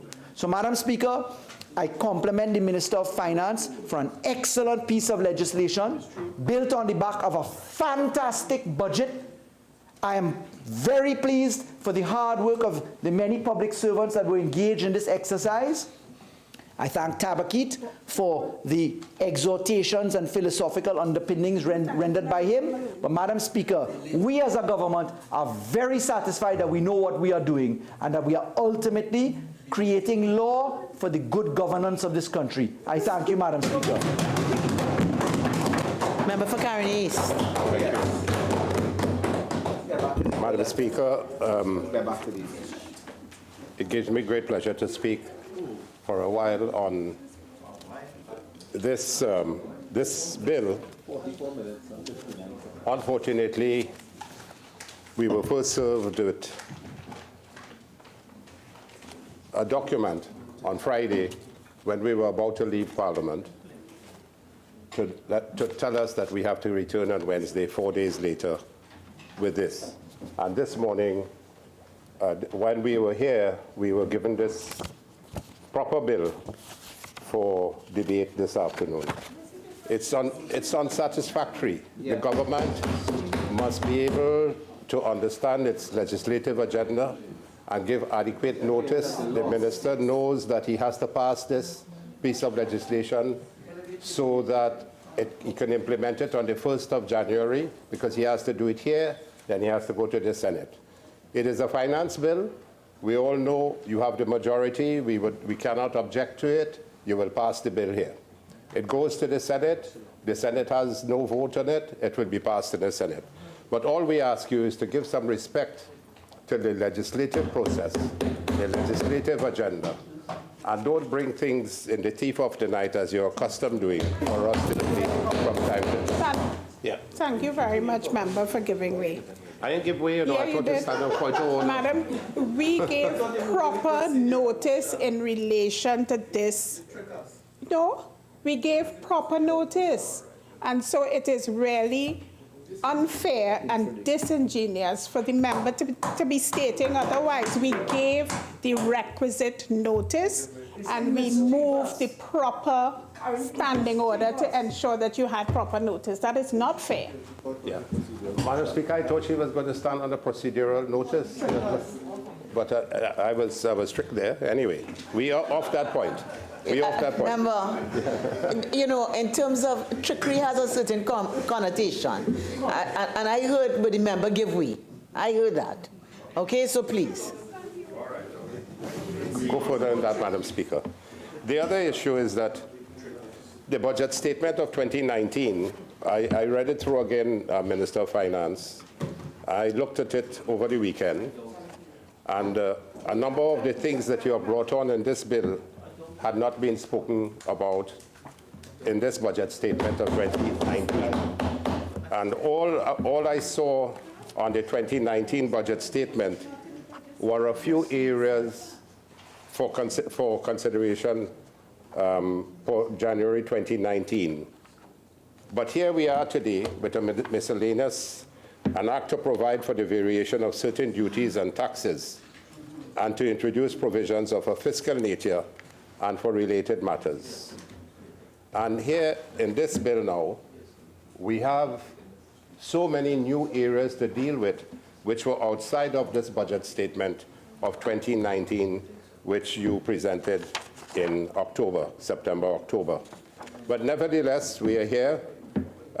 This bill, as my colleagues have indicated, has 33 clauses, about 30 related to different acts. And in some of these clauses and in some of these acts, we have to go deeply into about 15 to 20 sections, example, the Litter Act and one or two others. So the research on this had to be very wide and very deep for a proper understanding of this bill that has been presented to us. Now, Minister of Finance, I believe this is your 11th presentation on finance since you have come into office and since you have taken over as Minister of Finance. 4 budget statements or budget presentations, 3 midterm variation and appropriation bills, and this is your 4th on the finance bill to carry over implementation of budget statements into 2019. And after 11 presentations, honestly, Minister of Finance, I find it difficult for you to be able to tell this population that we have economic movement, we have economic progress, when the whole country is telling you and telling this government that the country is at a standstill and there has been no economic progress over the last 3 years plus. So it is sad that after 11 statements in the House on Finance, you cannot convince the population that there has been any benefit and gains from your governance during the last 3 years and 3 months. 11 times you have had the opportunity to tell this population. Now, the Honorable Attorney General, during his contribution, spoke of, and I think I heard him made a statement, the UNC will not support the enhancement of laws. We have shown you time and time again that when you come with bad laws, we will not support it. We will work with you. We will go to joint select committees. We will work in the joint select committees, and we will bring out proper laws for you. We did that with FATCA. We did that many other laws. Just today, this evening here, I want to compliment my 2 colleagues, the member for Caroni Central and the member for Tabaquite. The member for Tabaquite indicated there's confusion in terms of the stamp duty. And there's admission by the Attorney General that that clarification will come from you all this afternoon. So isn't he making a statement that you have to, we are bettering the laws that you are bringing? So right this evening here, the member for Tabaquite indicated that. So that's 1. 2, the member for Caroni Central spoke about the Financial Institutions Act. And there are a number of areas within that that have to be clarified. And you all are admitting, even with a miscellaneous provision, a bill, which speaks about a miscellaneous provision of so many areas, you still have to come with amendments this evening? That is very saddening, very sad. Amendments to the amendments. Yeah, amendments to amendments. So when you speak about the UNC not able to enhance laws in this country, total misstatement, and it cannot be accepted. You're putting the wrong areas forward. Now, I want to first respond to the member for Port of Spain South. And we converted a miscellaneous provisions bill into basically a finance bill, which it is in a way. And the minister spoke about a number of areas which we need to correct. And for time and time again, the government speaks about, you must stay and listen to the misstatements that you make, Minister. They can't listen. The members for Cuba South said that we spent over $400 million during the 5 years. Total misstatement. During our 5 years, you can check it in any one of the finance books, we have spent $295 million during the 5 years. Billions. 295. So that must be corrected. We never spent 400 billion in the 5 years. We spent 295 billion in the 5 years. Go in and add it up. They also said that we had a budget 1 year of 63 billion and so on. Of course we had a budget of 63, but we did not spend the 63. We spent about 53 billion out of that 63 billion. If you go and check that, you will see that in the 2014 budgetary allocation, we spent only 53 billion out of the 63. Now, we must understand, in your 3 years that you have been here, you have spent almost the same amount of money that we spent in our 3 years and coming into government. We have been able to show what we have in the country, all the infrastructure work. It is not for me to go into it now. Hospitals, roads, schools, police stations, all over the country. But you can't show what you have done within the 3 years that you have been there. Tell us one thing that you have constructed and one thing that you have done for this country in the 3 years that you have spent the same amount of money that we spent in 3 years.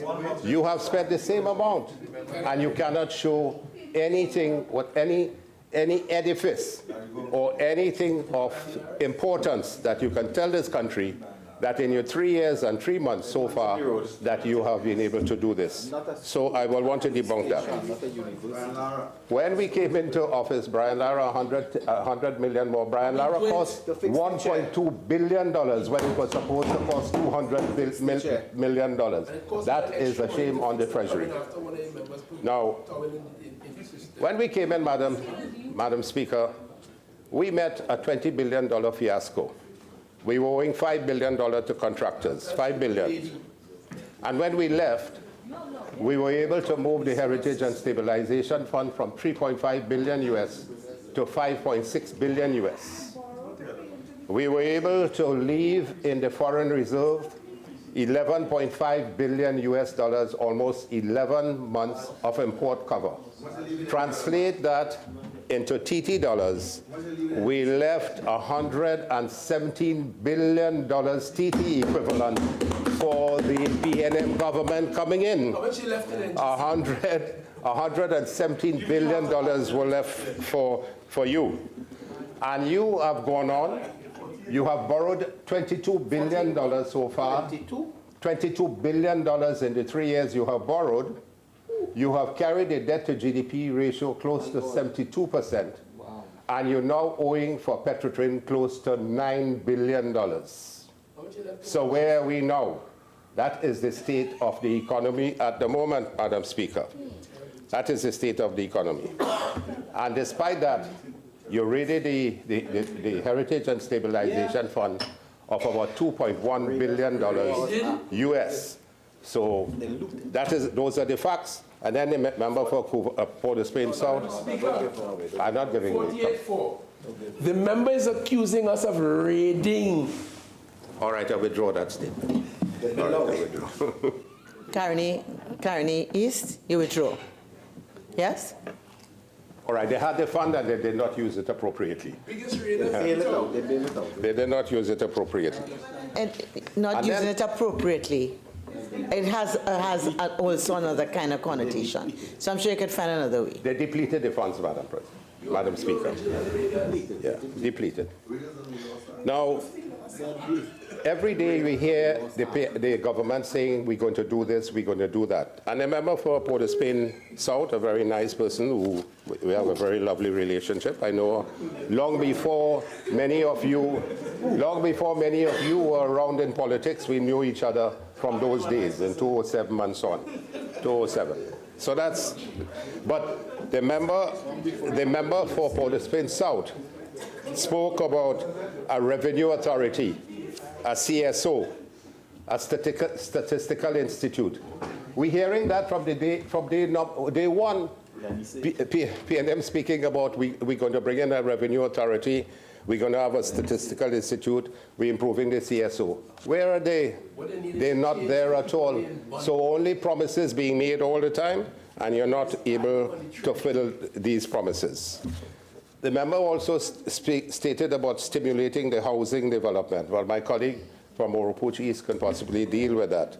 But the question is, PNM has not built one single home since they have come into government for the 3 years and 3 months. They have not built one single home. Huh? Not one single home you have built. And the People's Partnership government built close to 8,000 homes during the 5 years. 8,000 homes that people were being allocated at least 100 homes per week over the period of time. So now you're giving out homes that were built under the People's Partnership government. Then the member spoke about a new model for Petrotrin. Well, Madam Speaker, if the new model for Petrotrin is decimating the lives of 100,000 people and more in fence-line communities around Petrotrin, and putting close to 9,000 people out of work and out of jobs and out of the medical plans, etc. Well, if you can speak about that new model for Petrotrin, it's a very sad state with that model that you had in mind. Decimated the entire lives of thousands of people and in fence-line communities as well. The same thing that PNM did with Caroni Limited. You spoke about revitalization of the energy sector. If the People's Partnership government did not give the enhancing ability for oil companies to do some drilling and did not give them some benefit, would you have had the Juniper platform and the other platform, I can't remember the name now, that is going to come on stream pretty shortly? Would we have the increase of gas from 3.4 billion cubic feet to nearly 4 billion cubic feet? Almost 600 million cubic feet more as a result of the work that we did in giving the companies some area to advance drilling possibilities. Madam Speaker, this bill now has about 10 areas where we speak about the pensions and retiring allowances. And they include the legislative services, judges and salaries and pensions, prison service, diplomatic service, municipal areas, or municipal pension, Fire Services Act, teachers' pension, and assisted secondary schools. Now, what the Minister of Finance has done with his team to give a $3,500 from the date of retirement. Now, the first thing I want to ask, would you be able to effect that, or would it be a promise that you want to give, but you might not be able to effect it because of the same exigencies that are operating now and whether you will be able to fulfill what you are saying in terms of giving these 3,500. We support it. It is something to help. And I'll give you a little example. We say we support it. When I was in government and in the Ministry of Education, you would have people calling almost on a regular basis. How can you help me get my pension and gratuity? And so I'm sure the minister is experiencing the same thing now, and most of you will experience the same call. Now, how do we deal with that issue, and what caused that issue? Well, you have the Public Service Commission, you have the Teaching Service Commission, you have the Statutory Authority Service Commission. Well, we don't bother too much with the Judicial and Legal Service Commission because that is independent. Madam Speaker, may I invite you to look at 55(1)B, please? What is 55? I've allowed you to respond to some. I would also like to remind you, really, of 48.1. Okay, 48.1, so I'll ask you now if you could kind of zone in on the matters in the bill before us. Well, Madam Speaker, I thought I was doing that when speaking of the pension. I was speaking about the pensions to teachers, and I will tell you, what area I'm in now.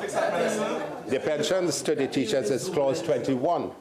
Clause 21 of the Act, the Teachers Pension Act, and 22 is the Assisted Secondary School Teachers Pension Act. I drew reference to both things. I think there have been at least 5 or 6 speakers already, and everyone I think so far has spoken about the pensions to teachers and the pensions provisions in particular. So I'll invite you really to speak to another provision of the bill. Madam Speaker, I want to bring all these 10 areas, these 10 clauses, under one umbrella so that I can make my point very pointedly on the issue that is at hand.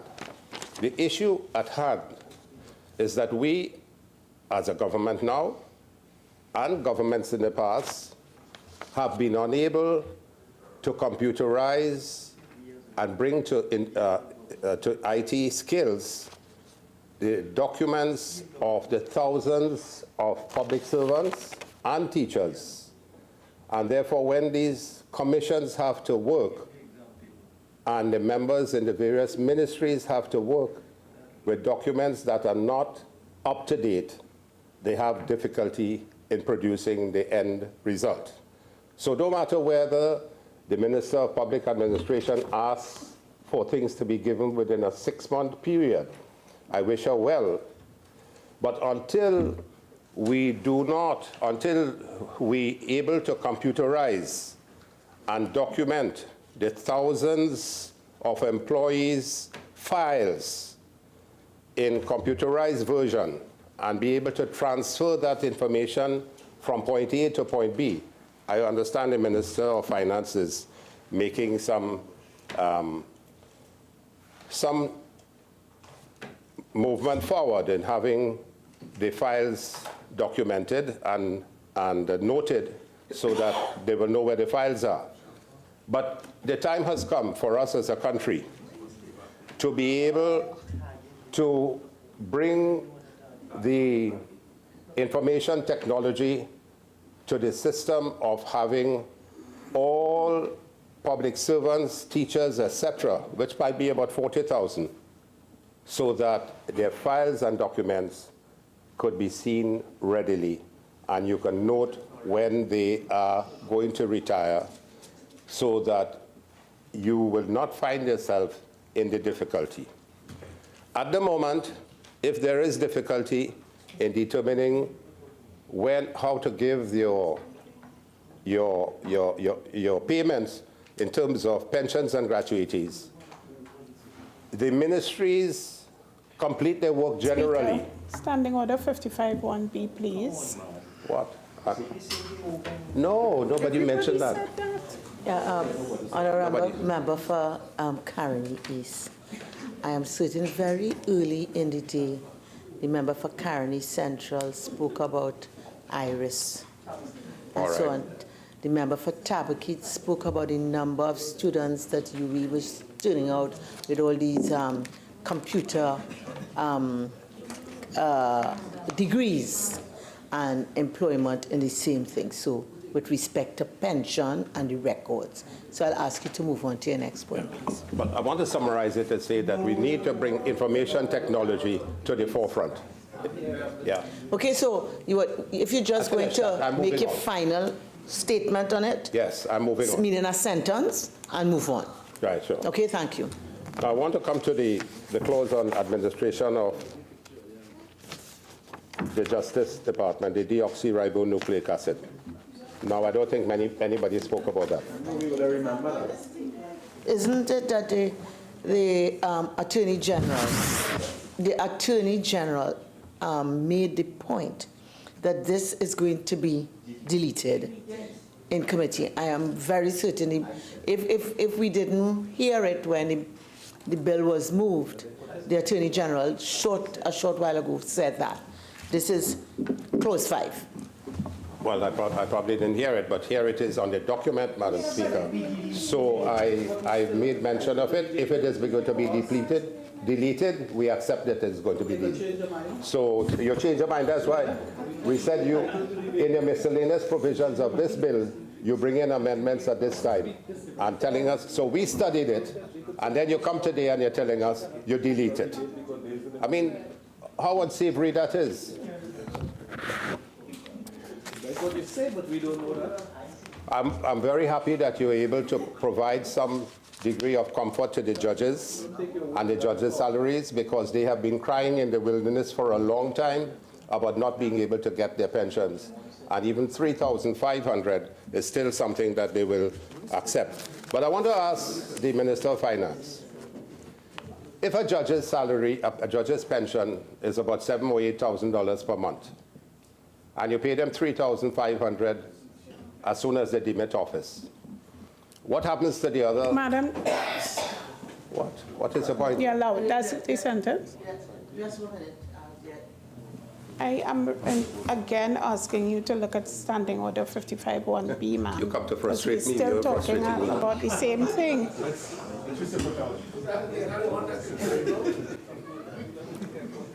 Member for Caroni, Issa, I'm going to give you a little leeway because I get the sense that you may be asking a different type of question. So I'm going to give you a little leeway. Continue. I'm asking what will happen to the $4,500 that is going to be owing to the person. Are you going to pay them an interest on the $4,500? You must answer that, because if you pay them $3,500 now and their real pension is $8,000, what are you doing about the other $4,500? So you must answer that question.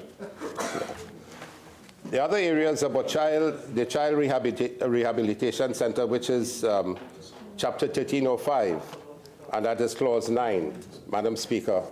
There are a number of areas within that child, the issue relating to the children.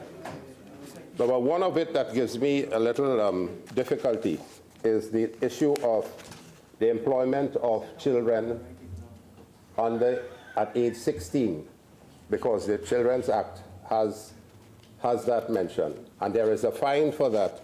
If a parent allows their child at age 16 to be employed, there is a penalty attached to that. So are we going to be penalizing children who are at 16 years of age? Yeah, it's a valid question. Caroni, I believe you said you were speaking with respect to Clause 9. And therefore, if it's Clause 9, I will not permit it on the question of relevance. You reference Clause 9, okay? Nothing in this provision deals with the matter that you've raised. And there's nothing in the Act, or this amending bill, that deals with that. So I'll ask you to move on to your next point, please. Madam Speaker, the Child Rehabilitation Center Act, Chapter 1305, has 21 sections in it. And I'm referring to one of the sections in it. Member for Caroni East. I recognize you pointed out from the beginning the short time you had with this bill. Clause 9 refers to specific sections, and therefore I'll only allow you to speak to that. Which two? Madam Speaker, may I have an understanding of what you're allowing me to speak about? I'm on the bill. I'm speaking about Clause 9 to amend the Child Rehabilitation Center Act, Chapter 1305, to mandate the Commissioner to notify the resident. And there is another section here which speaks, it has 25 sections in it, another part of the bill, which has 25 sections, and one of the sections in it dealing with the issue of the child working at age 17, at age 16. Yeah. All right, you're not amending that. So you want to penalize a child who is at age 16 being employed. All right. Members, I want to make... Members, please, no crosstalk. Member for Caroni East, please continue. But please be guided by what are the provisions of this bill. Sure. So I asked the question, it's for them to answer what they're doing about it. Now, the Retiring Allowances Diplomatic Service Act, Chapter 1704, my colleague from Naparima has been asking for almost 3 years now for settlement of outstanding pensions and gratuities for standing order. Point of order. What's your point of order? What's your point of order? But you can't stand up. You cannot stand up. Why is he standing up, Madam Speaker? You have to sit down. These are not the rules. You have to sit down. Point of order, Madam Speaker. No. The way I understand it is that a member will stand to raise a point of order. The member who is speaking will sit. The member will make the point which he raises, and then the speaker will stand and make a ruling. So I have not yet heard the point of order. Member for Diego Martin, Northeast. Thank you very much, Madam Speaker. 48-1. But he is not entitled to stand. Member for Caroni East, I allow you to continue. Thank you, Madam Speaker. I'm moving on with the various clauses and to give my interpretation and ask my questions on the various clauses of this bill, which is 33 clauses. Your original speaking time is now spent. You're entitled to 15 more minutes if you wish to continue your presentation. Please continue. Yes, I'm accepting it. If I won't interrupt it so much, I will probably be at an end. Yeah. Okay. So the point on the Retiring Allowances Diplomatic Service, the Minister of Finance must be able to answer the questions of the number of diplomats who are awaiting their pensions and gratuities and have not been paid. That's the point I want to make. Member for Caroni East. Yes. Please. Again, that is not a relevant issue, and please move on to something that is relevant to what is before us. Please, continue. Remember, you were granted 15 minutes extension. The Registration of Clubs Act. Nobody spoke about it. Nobody. Can the Minister of Finance, now he's raising interest rates from 15 to 20% on the clubs that have not paid their taxes. We don't have an idea in this country, I'm in Parliament for a number of years, how many clubs are registered with whichever entity has to register the clubs. What taxes are paid totally into the consolidated fund or to the state by these clubs. So when you raise the interest rate for non-payment, tell us how much money you feel that you might be receiving by going through this and raising it from 15 to 20%. We don't, you can say that we have, you're raising the interest rate for clubs that have not paid their taxes, but the country is not wiser and smarter to how many clubs there are in Trinidad that are registered, what is the approximate amount of taxes that you pay, that is being paid, and what the approximate amount of taxes that you have not collected. So therefore, would increasing the interest rate from 15 to 20%, does it really make any big difference? What is the amount? So that's a valid question.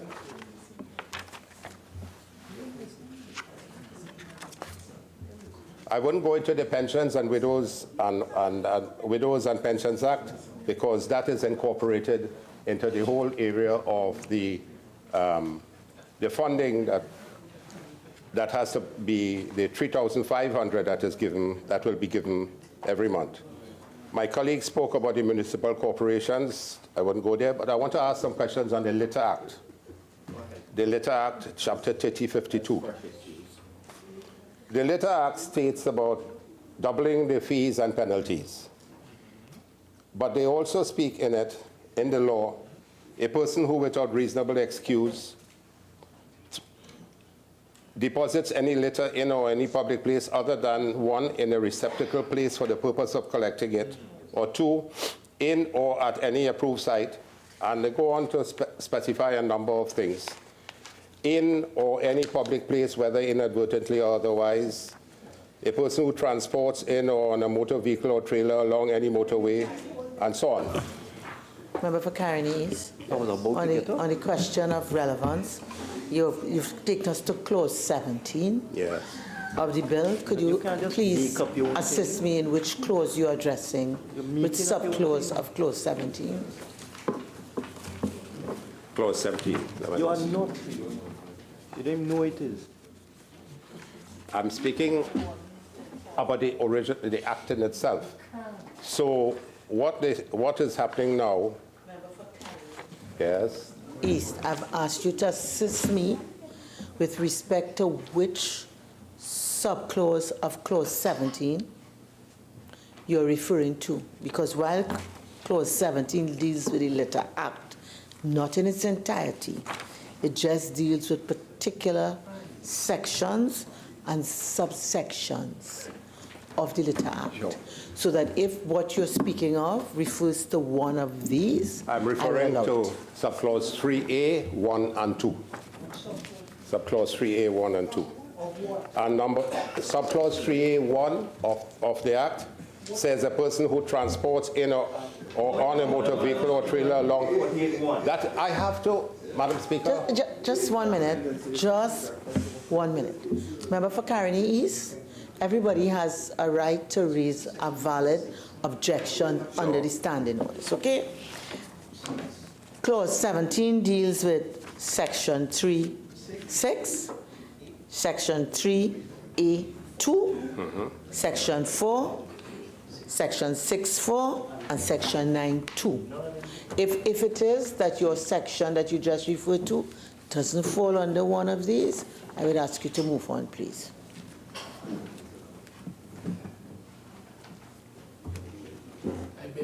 No. The issue on the Litter Act, on the bill related to litter, you are doubling the penalty for contravention of certain areas under the Act, but you are not putting in place the necessary requirements for ensuring that you can facilitate the national community in having areas and receptacles and all of that for Order, the Madam litter. Speaker. 48(1). Okay, so member for Caroni East, I've advised you on several occasions. If you can move on to your next point, please. The next point is the Public Assistance Act. Now, the Public Assistance, You boast that you're giving an increase from 1,800 to 2,000 for public assistance. And your Attorney General just spoke that if you're receiving public assistance, you cannot get a disability grant. There are hundreds more who are unable to access the disability grants and the public assistance grants for no reason of their own. So when you say that you're increasing it by $200, still thousands are disenfranchised in not being able to access these disability grants and the public assistance grants. For an example, why are you getting up again?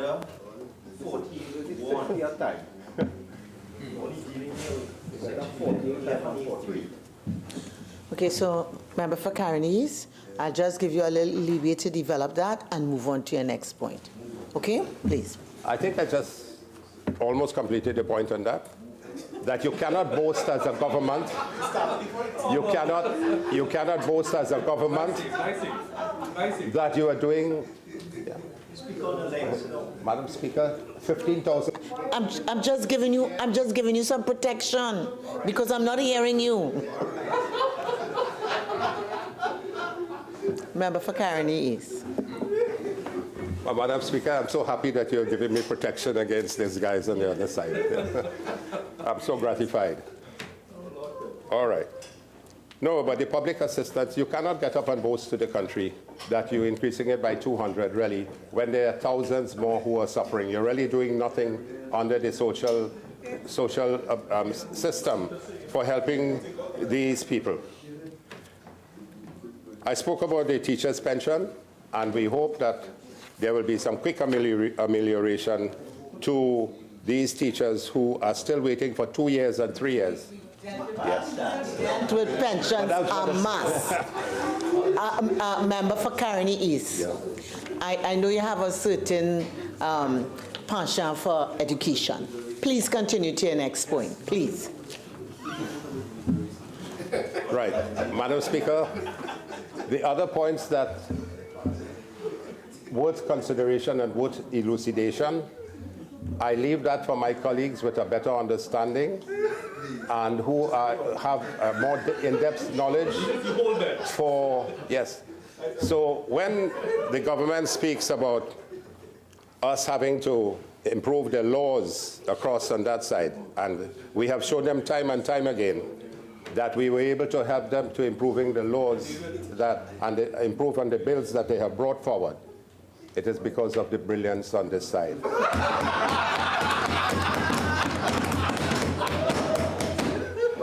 So, Madam Speaker. Madam Speaker, 53F.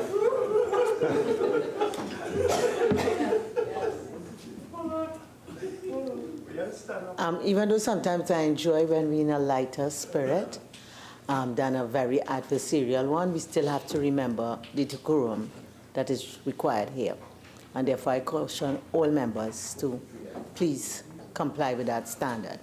Member for Carney East, I guess you are winding up. Yeah. So as you've started, you shall end. Yeah, Madam Speaker, you have come straight to the issue that out of these 31 clauses, were 10 related to pensions and so on. We want to see that even with your $3,500 that you promised to pay, Madam Speaker, Standing Order 55(1)B.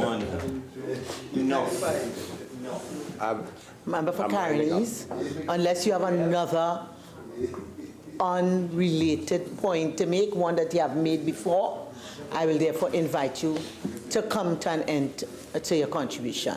So do you have another point that you'd like to raise? Yeah. I want to respond to one area where the Attorney General spoke about the judiciary. The issue now is that just now the Law Association has voted that there is no confidence. Speaker, standing order 48. Member for Caroni is kindly resume your seat. Yes. Next. Member for Princestown. Thank you, Madam Speaker, for the opportunity to make a short intervention. I know many colleagues have raised particular issues on several of the clauses contained in the bill today. However, Madam Speaker, I will contain... Excuse me, members. I'd like to hear the member for Princestown. I usually don't have difficulty in hearing him. I'm having difficulty now. Thank you, Madam. Madam, I'll contain my comments on specifically Clause 9 and Clause 23, raising points that have not been raised by other members, but specifically geared towards specific concerns. Madam, I know that members opposite have indicated that Clause 5 will be removed from the bill. However, I would like to make one point on that, Madam, and that is, you would recall when there was another miscellaneous provision bill that came with respect to the Havana Rules and Conventions that affected this particular clause and Clause 9, I did indicate that this sort of piecemeal approach, we will encounter problems. And Madam, so said, so done. It is almost deja vu to see that this particular clause is being removed, because then what it means is that the DNA provision with respect to these community residences will linger and it will languish for months to come, and the children in those residences will not have the benefit of the protection of this particular piece of legislation. Madam, as I said, so done. The Honorable Attorney General at that time was very angry when I raised the point of piecemeal approach, and again, today, while a similar approach was adopted at the very last minute, it is now the rug is being pulled out. Madam, with respect to that particular piece of that particular clause, I am reminded that just a minute.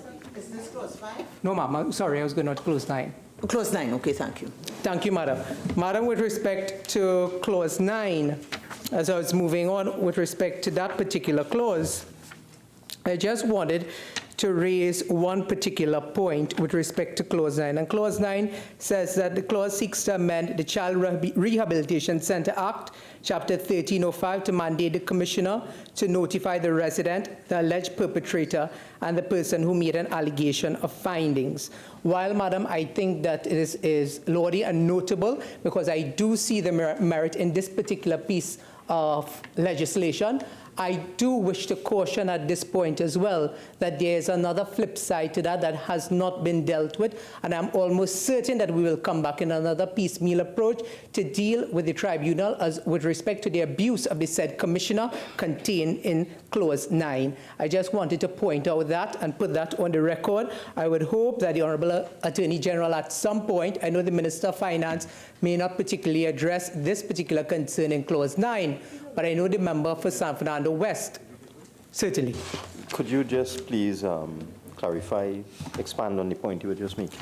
Thank you, Honorable Minister. The point I was making with respect to Clause 9 is the role and responsibility of the Commissioner in notifying the resident, the alleged perpetrator, and the person who made an allegation of findings. What I'm saying is that there's also another flip side to that that has not been dealt with in the parent legislation, which is the tribunal or any other mechanism that will be set up with respect to abuse or bias on behalf on the issue of the commissioner in terms of abuse or bias with respect to the findings or any investigation. So I'm saying that on one hand, I do see the merit with respect to Clause 9, but sure, Attorney General, if you're willing at this point. Thank you for giving me. Just to clarify, and I omitted to speak about it because there were so many things. Sure. So I brought this amendment through the Minister of Finance, specifically in keeping with an undertaking I gave when we were debating the miscellaneous provisions bill. The observation made was that we should at least have the right of fair hearing to inform the resident, the alleged perpetrator, and the person against whom the allegation was made of the findings. But to address your position specifically, we actually have that via the Children's Authority, which is regulating for the first time all of this. and the supervision of the court. So the authority goes in, the probation officers, the rules and regulations bite, and what we do is we put that, the tribunal goes authority, court, and therefore we have two routes of access to treat with that. So this was to keep a specific undertaking that I gave in the miscellaneous provisions bill, and it found good place on this point. I'm not sure if I've got... Yes, thank you for the clarity. Sorry. Thank you very kindly, Madam Speaker. Madam Speaker, in accordance with Standing Order 15.5, I beg to move that this House do sit until the conclusion of the matter before it. Honourable members, the question is that this House continue to sit until the completion of the business before it. Those in favour say aye. Aye. Any against? I think the ayes have it. Member for Princestown. Thank you. Thank you, Madam Speaker. Madam Speaker, I thank the Honourable Attorney General for the rationale that he has provided, and I am so guided, and I will take comfort in knowing that there are other areas in the law where this particular area will be addressed. I'm hoping, Honourable Attorney General, that we will not have to come back on another occasion to deal with a specific remedy with respect to this matter that I have raised, and that it is comprehensively dealt with in those areas of the law that you have mentioned. As I said, I'm a bit uncomfortable with the way in which things have progressed and which things have proceeded with respect to legislation affecting children, which finds its way in the bill as identified in Clause 5 and Clause 9. Madam, I wish to move on with respect to Clause 23. And while there are several areas in Chapter 4601 with respect to children, I wish to just point out the offences and which particular area that I have a concern with, and again for the Honourable Attorney General or any member of government to be able to clarify at this point. Madam, 4601 would deal with the prevention of cruelty to children, which will be affected by this provision in Clause 23 of the bill. It will also look at offences in relation to begging, risk of burning firearms and ammunition. It will also look at offence of female genital mutilation, abuse of children through prostitution. It will also look at other sexual offences. Madam, if we look at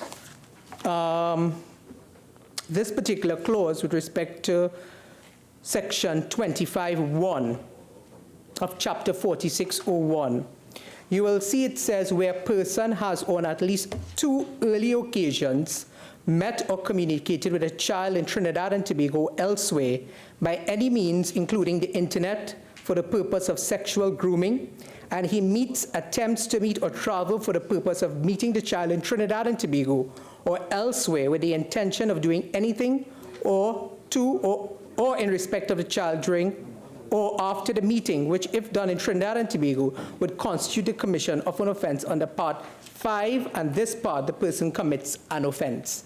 Then it goes on to identify, Madam, in subsection 2, a person who commits an offence under subsection 1 is liable A, on summary conviction to a fine of 50,000 and to imprisonment for 10 years, or B, on conviction on indictment to a fine of 100,000 and to imprisonment for 20 years. Essentially what the bill will now provide for, Madam, is that in A, on summary conviction to a fine, it will now be of 100,000 and to imprisonment for 10 years. B, on conviction on indictment to a fine of 200,000 and to imprisonment for 20 years. Madam, I am a bit troubled when I look at this particular piece of legislation in the context of this clause. Not to say that we do not support the increase in the fine, but Madam, for me, I have sat on joint select committees that deal with children's rights as raised by the member for Tabakit and several other members who have spoken about legislation that have passed through this parliament affecting the rights and privileges of children. Madam, when I look at this particular clause and this particular section, it reminds me of when you go to the hospital when you get a wound and they dress it and they start back bleeding and you have to go back for them to dress it again. And you keep dressing the wound, but the wound never gets better. It gets worse, it becomes infected. Madam, when I look at this particular provision in 25(1), it speaks about repeat offenders. Madam, it's, in principle, What we are being asked to do today, Madam, is to pass this piece of legislation without putting any other areas or ambits within the law, any other avenues available to deal with matters of prevention as opposed to a reactionary clause in this particular bill. Madam, that is something that I have advocated for, and I will raise... Member, just for clarity, please. What clause are you referring to? Because 25 deals with the Conservation of Wildlife Act. Which? No, seriously. Clearly, Member for St. Joseph, you are very lost because I'm dealing with clause 23, but I'm looking at chapter 4601 and what is it contained here. And if you look at clause 23, it will give you a breakdown of all the areas in 4601 that will be so affected. So I would respectfully advise that you read your bill so that you know exactly what is before the Parliament at this point. Madam Speaker, I would like to go back to, again, the point that I raised with respect to clause 23, section 25 in 4601, with respect to the area of looking at alternative prevention as opposed to just this particular issue that is contained in section 25. And I was going down a particular road, Madam, because I have been trying to utilize several mediums. Some you may be familiar with, some you may not. But I felt a bit of despair as a young parliamentarian, despair but not unhopeful. But when I saw this bill coming before the Parliament today, it brought me back a sense of hope, because within this particular context, I'm able to raise an issue purely relevant to clause 23, section 25, with the issue of the sex offenders registry for children.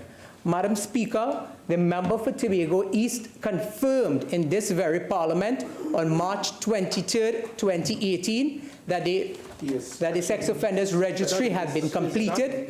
Since then, the Honourable Attorney General has made several pronouncements. Speaker, Standing Order 48.1. It is not part of this. This is not part of what we're dealing with. Princess Town, I think what I understood you to say is you're just dealing with certain sorts of deterrents. I'm not going to let you develop the sex offenders registry in the way that you wish. You've mentioned it, and I ask you to move on, please. Thank you, Madam. And I just mentioned it in passing. And move on. And I do intend to move on. Madam, the Honourable Attorney General said that the opposition had all the ideas with respect to diversification and the diversification thrust when we are in opposition. And I take serious umbrage with that particular statement, Madam Speaker, because the member for San Fernando West knows that is totally untrue. You see, Madam Speaker, I also heard the member for Port of Spain South describe the member for Caroni Central's behavior as one of behaving as though he's a paragon of virtue. Madam Speaker, I recall that the member for Port of Spain South sat in a previous administration between 2007 to 2010, when, Madam, we had a situation of the People's Partnership government inheriting from that legacy $20 billion in CLICO. You had, Madam Speaker, government... 46.1. I am responding to the member for Port of Spain and San Fernando West. Okay, you want to talk about CLICO? I recall, Madam Speaker, when the member for Port of Spain South and the member for San Fernando West tells us that the opposition has all the ideas when we are in opposition to diversification, they would not be honest, Madam Speaker, and tell the country that when the partnership government took over that administration where Port of Spain South sat very quietly at that time, $7 billion had to be paid in outstanding contracts to the construction industry. That you would not hear of. The member... So,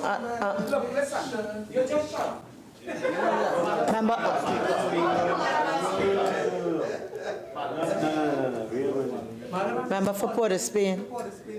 Member for Port of Spain South, I would just ask you to withdraw that outburst, please. Madam, I withdraw. Thank you very much. Member for Princestown. A lot has already passed on both sides with respect to the underlying issue about diversification, etc. And therefore, I am now at the stage of saying that that is tedious repetition. Next point.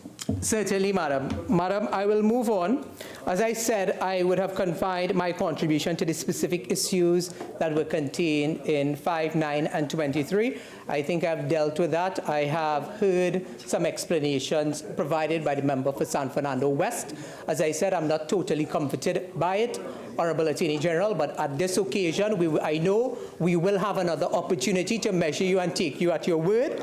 But I would hope that these are some of the critical areas, because one of the comments made by the Minister of Finance was that this particular piece of legislation was a direct response to statistics provided by the Children's Authority.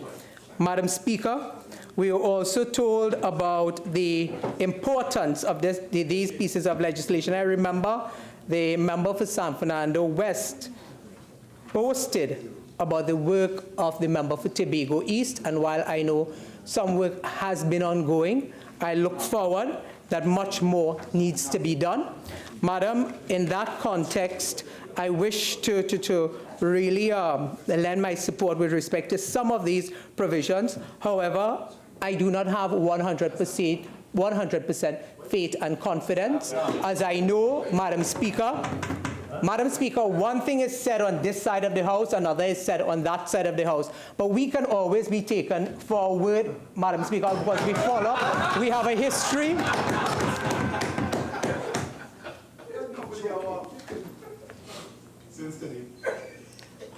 I think you're bordered on imputing improper motives. It was not my intention, Madam. Even if not, okay? Your intentions might be a bit skewed, right? So I'm not going to allow you to go down that road. Please. Thank you, Madam. As I said, my contribution would have been contained within 5, 9, and 23.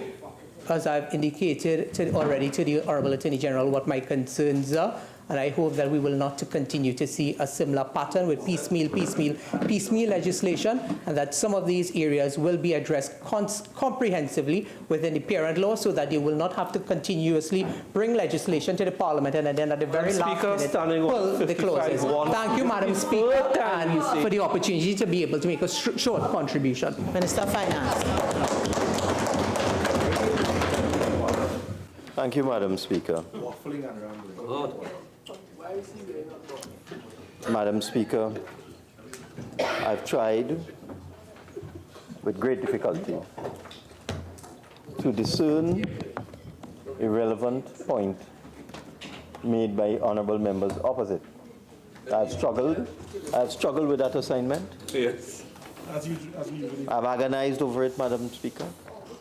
And no matter how hard I tried over the last several hours to determine whether there was any relevant point made by honorable members opposite, it was hard.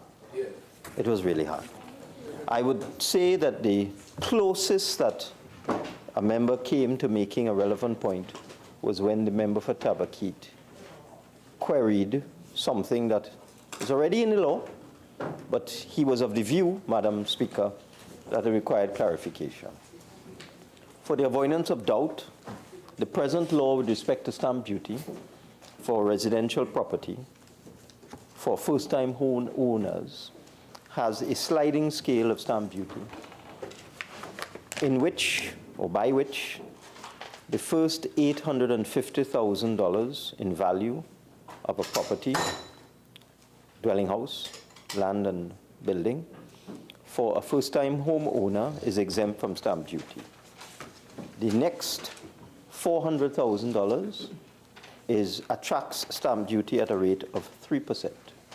So what this means is that stamp duty for a property valued at $1.25 million would be 3% of $400,000, being the excess over the threshold where there is no stamp duty.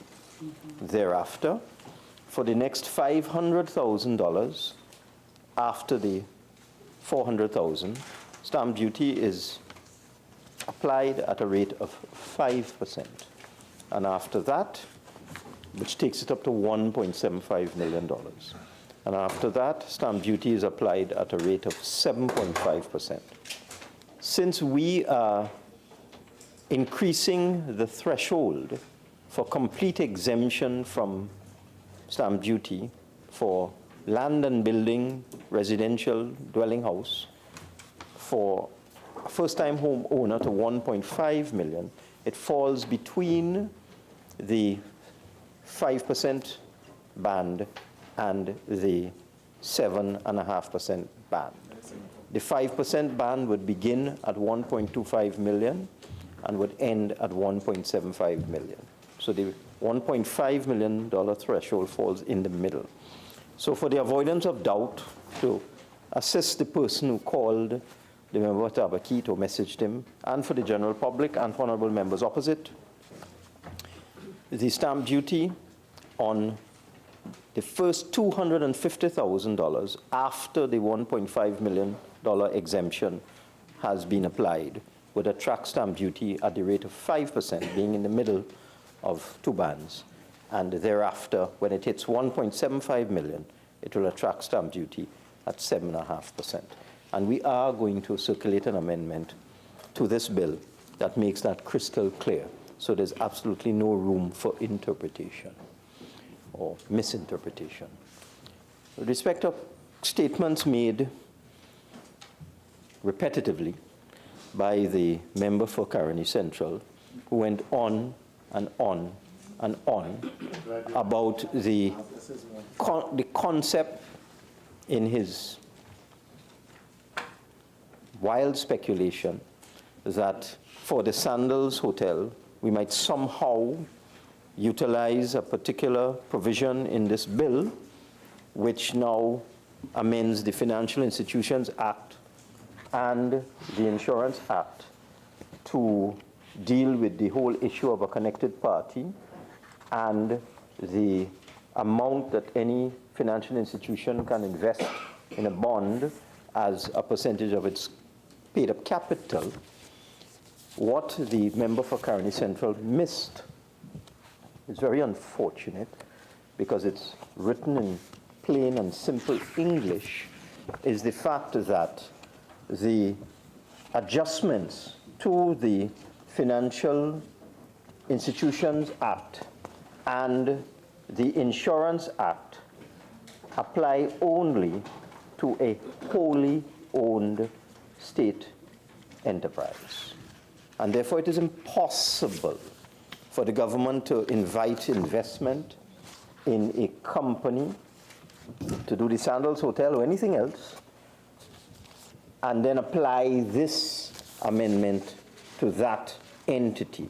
Because if the private sector were to invest in a special purpose company or a state enterprise that is set up to raise funds for the Sandals Hotel or any other similar venture, then that company would no longer be a wholly owned state enterprise. So it is simply impossible to connect the dots in the way the honorable member for Caroni Central connected the dots. It's just impossible.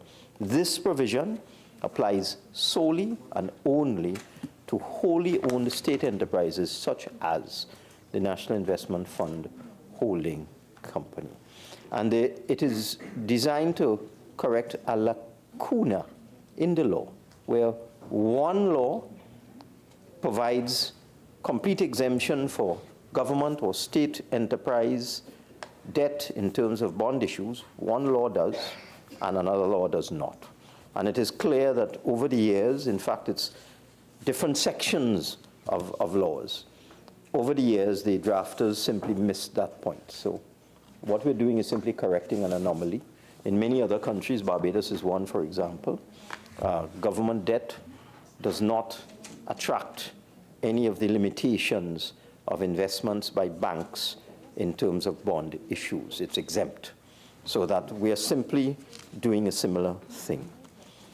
So that deals with that. So let me reiterate. It is impossible for the government to invite investment in a company that is financing the Sandals Hotel or any other similar project of the government, and then use this clause to allow financial institutions to avoid limitations in terms of their paid-up capital and so on. This applies only to a wholly owned and controlled. It doesn't just say owned, it says owned and controlled wholly by the state. With respect to some of the other points raised, the member for Caroni East who was left made very curious observations about the minimum pension. What we are doing is recognizing that because of the limitations of the pensions division, which leads to delays, and this is not something that happened today, it's something that happened years and years and years, and it was exacerbated when the Treasury Department, the Pensions Department, the buildings in which they were in were being closed down as a result of OSH complaints by the Public Service Association under the tenure of the former administration and flowing into the tenure of this administration. For those of us who are aware of reality, you will recall that in 2015 and going into 2016 and so on, the PSA was being quite aggressive in terms of citing complaints of unsafe working conditions in various government buildings, including the Pensions Department. And for more than 6 months under the former government, they shut down literally the operations of the Pensions Department, creating a huge backlog, which we in this government had to deal with as we came in. That backlog is being cleared off now. From what the Treasury tells me, they have the waiting time down to about 6 months, 6 to 7 months. We would like to get it down to much lower than that for a person who retires as to when they would get their government pension. So in the interim, as we move and continue to modernize and improve the efficiency of the pensions division of the Ministry of Finance and improve the speed at which public servants get their pensions, for which they have put in long years of service, we have decided in order to mitigate the distress that public servants experience when, having worked for many years in the public service, earning an income every month, they then find themselves reaching retirement, retiring on a compulsory basis, and they have no income for 6 months, 9 months, sometimes a year. And that is not a nice situation. Correct. So what this seeks to do is to pay them their minimum pension immediately, and that is also, I'm also saying this to correct a fallacy uttered by one of the honorable members opposite. I suspect it was Caroni East, in fact it was. We said, how long would it take for them to get this? But the whole point about this is that the law will now require, just like salary, where salary is due at the end of the month, this will now require that as soon as the public servant retires, immediately they will receive a pension of $3,500 minimum at the end of the month, the first month after they retire. So there's no question of when will this be available to public servants. It will occur as it will occur with payroll and the payment of salaries. And this is something the public servants have clamored for many, many years. And I'm happy to be in the Ministry of Finance when we could actually do this, so that the public servant who retires would be able to get their NIS pension within a month or two, and then immediately get their public service pension. So that, Madam Speaker, within a month or two, public servants who have worked long years will be able to get at least $6,500 a month. It will go a long way to ameliorating the difficulties that they face moving into a new phase of life where their income is substantially reduced. So this is a very innovative move on the part of this government. I am happy to be in finance at the time this was done, and we received very, very positive feedback from public servants. Many received many letters. The Attorney General has told me he has received letters. My other colleagues, like the Minister of Planning and Development, have told me. I myself have received many letters of commendation thanking the government for doing this. You're being polite as you. Yeah. Thanking the government for doing this. In respect of other comments made, Madam Speaker, I was confused. I really struggled throughout the entire presentation of the member for Caroni East. I struggled. He did too. I heard the honorable member for Caroni East ask whether we pay interest if a judge is entitled to 7,000 and we only give him 3,500 immediately. When he gets the next 4, would we pay interest? I've never heard of that before. This has to be new law, Madam Speaker. And it is precisely because interest is not due on these pension payments. That might be a defect in the law, but it is the law. Interest is not due on pension payments. That's why we're doing this, to make sure they get something as soon as possible. That's been the case forever. And I mean, that has been the situation in Trinidad since independence. I think we're more than 50 years now. So it is just astonishing that the honorable member for Caroni East would ask such a question. I am just flabbergasted. I am blown away by some of the commentary coming from the other side. In terms, Madam Speaker, of the other matters, honorable members opposite tried their best to go outside the ambit of this bill and talk about the Parent Act in each case. Fortunately, they were not able to do so for very long. But in terms of what we have come here to look at, the Parliament, I want to compliment the Parliament once again.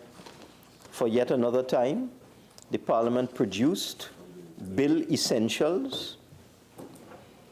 The Bill Essentials was published yesterday, 11th of December 2018.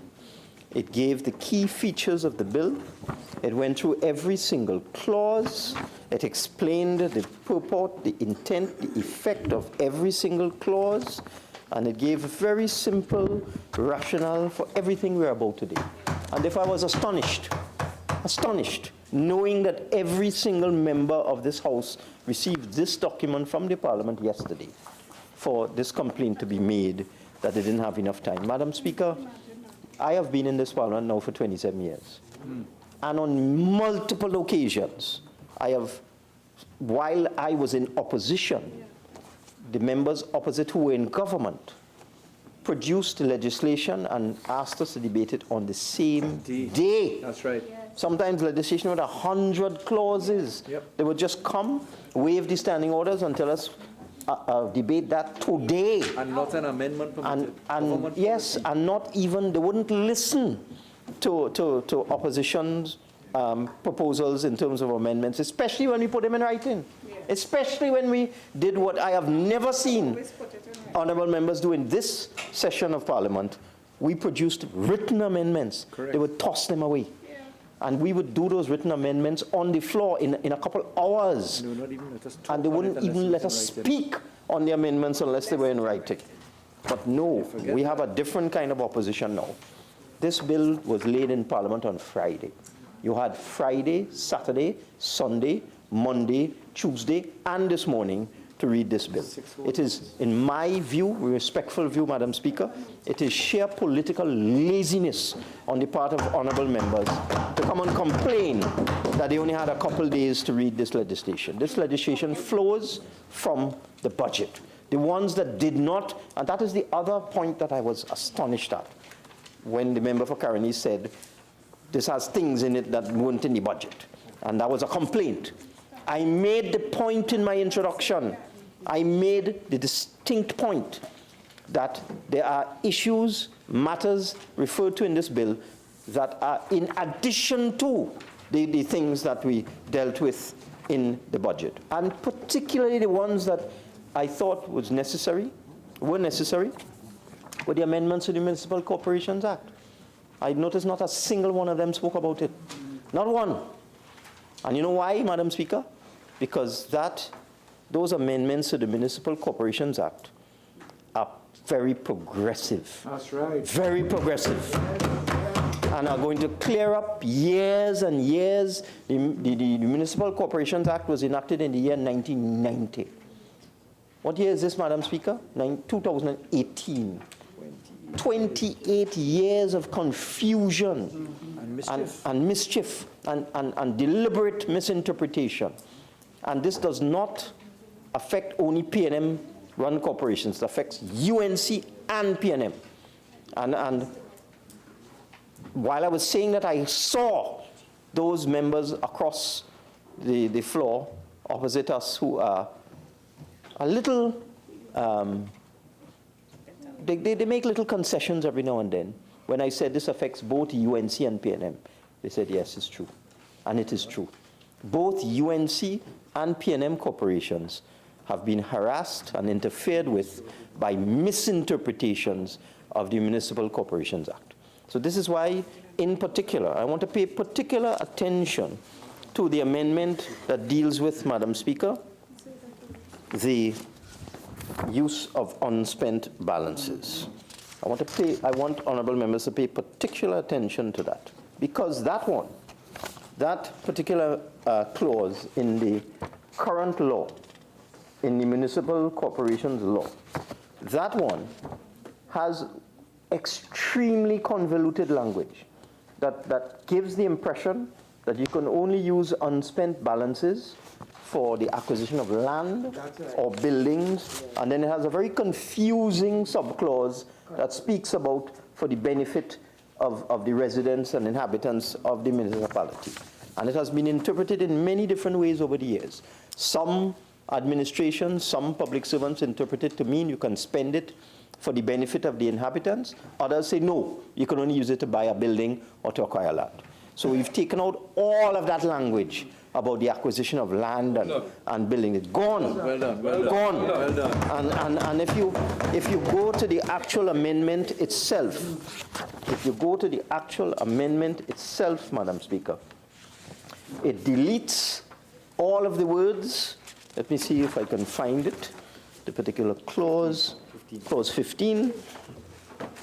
That particular clause in 15B, in section 1122 of the Municipal Corporations Act, by deleting all the words after the word council. That is all the convoluted language about buildings and land, and substituting the words for the improvement of the municipality and for the service and benefit of the inhabitants thereto.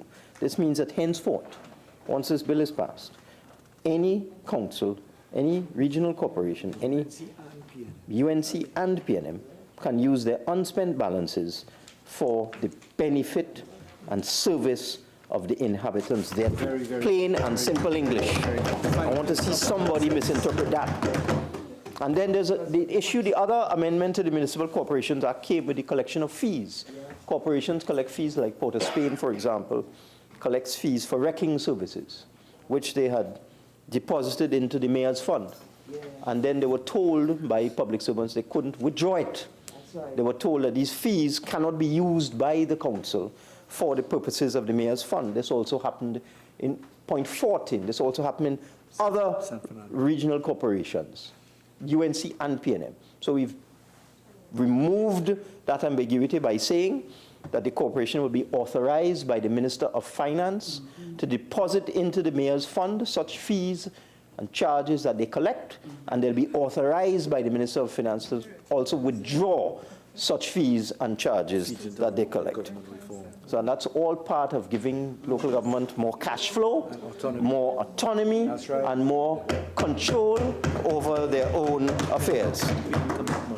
And I heard quite a specious argument coming from, I think it was the honorable member for Tabakit, saying we don't give the corporations releases. And member for Cover North chimed in the back like a political echo. Yes, political echo. The member for Tabakit said they don't have any unspent balances, so there's nothing to give. So even if you make this amendment, it doesn't matter because there'll be no balance to spend.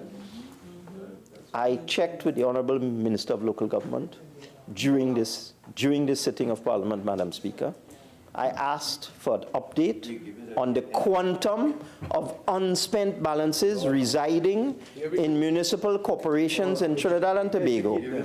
It is $100 million, Madam Speaker. And if $100 million in unspent balances is nothing, well, I am sorry for them. I am sure that when the UNC corporations and the PNM corporations access that total, that aggregate of 100 million, that the residents of their municipalities will be very happy and will be very appreciative of what this PNM administration has done to make local government more effective and more efficient. Yes, let's see that. Amen.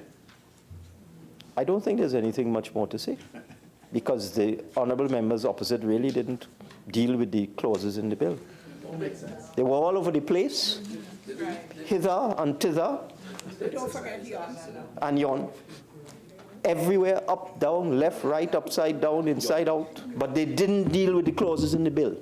So, Madam Speaker, let me just complete my presentation by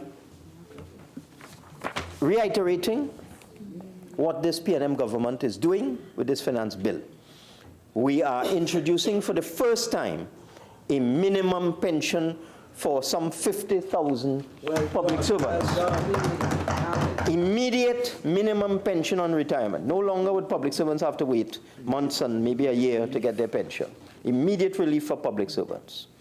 We are increasing the grant for disability. We're increasing the public assistance grant. We're increasing the conditional cash transfer grant. We are increasing the penalties for infractions involving littering, bushfires, danger to wildlife, and so on. We are making home ownership easier for first-time homeowners by increasing the exemption on stamp duty to $1.5 million. We are clearing up a lacuna in the Financial Institutions Act and Insurance Act. And we are also allowing electronic payments, very important. I must say, I must give all credit to the member for San Fernando West for this. Yeah. He's been a champion of electronic payments, a bit of a terror, I will have to say, but all for the common good. The Attorney General has been pushing and pushing and pushing to allow the court system and payments into court to be modernized and brought into the electronic age and into the modern era. So I would say all thanks to the Attorney General for modernizing the law and introducing electronic payments into and out of court and in many other areas of government. And as we move along, we hope, not hope, we will ensure that electronic payments become the norm rather than the exception for all types of government activities in Trinidad and Tobago. And therefore, Madam Speaker, with pleasure, I beg to move.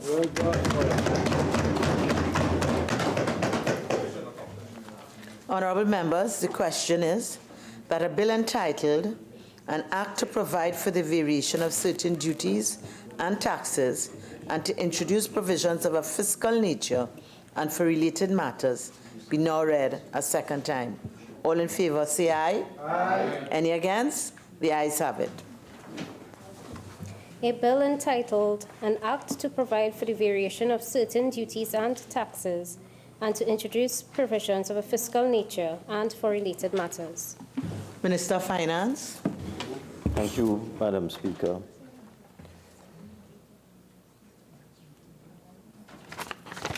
I beg to move in accordance with Standing Order 68-1 that the Finance Bill 2018 be committed to the Committee of the Whole.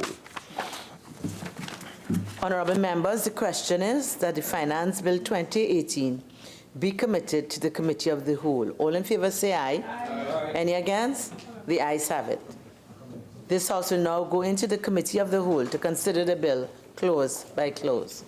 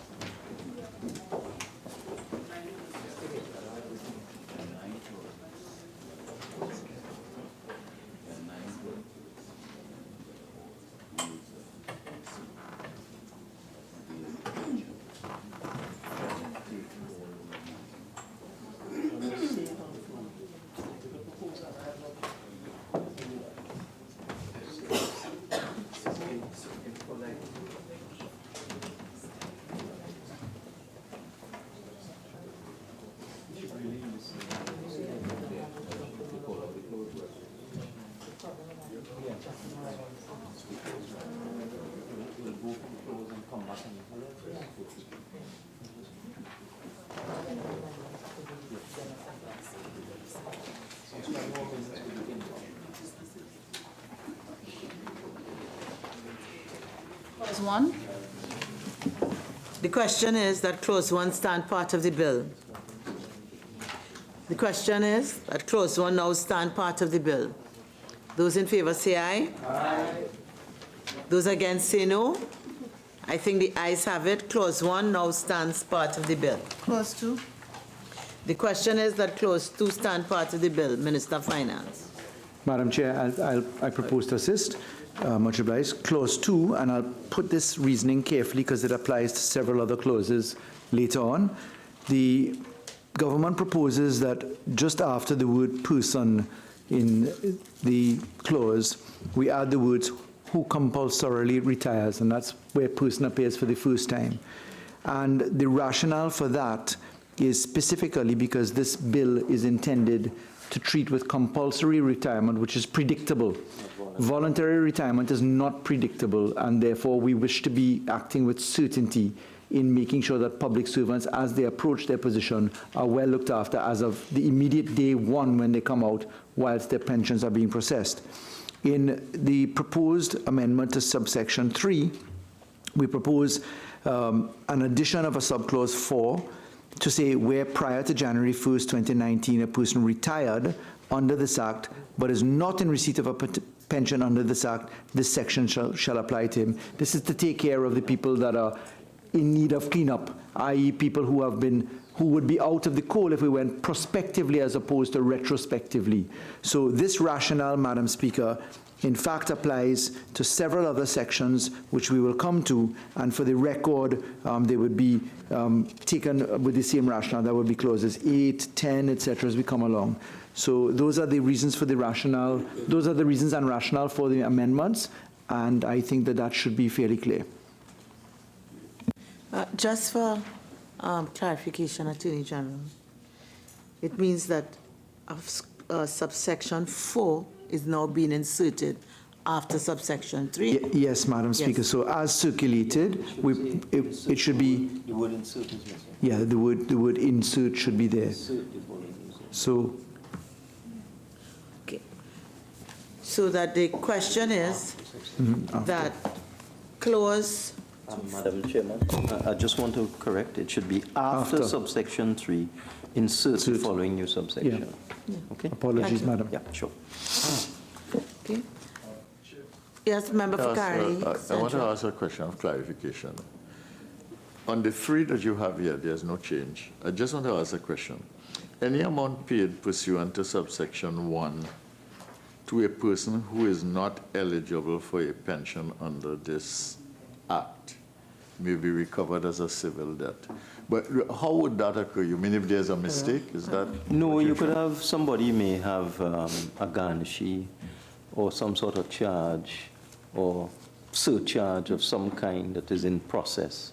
This is an automatic thing. Yes. As soon as the person retires, they get the 3/5. But they may not be eligible. They may owe money. They may have received accountable advances to travel and have not repaid. So it means that if you give them money that they shouldn't really get, you can get it back from them.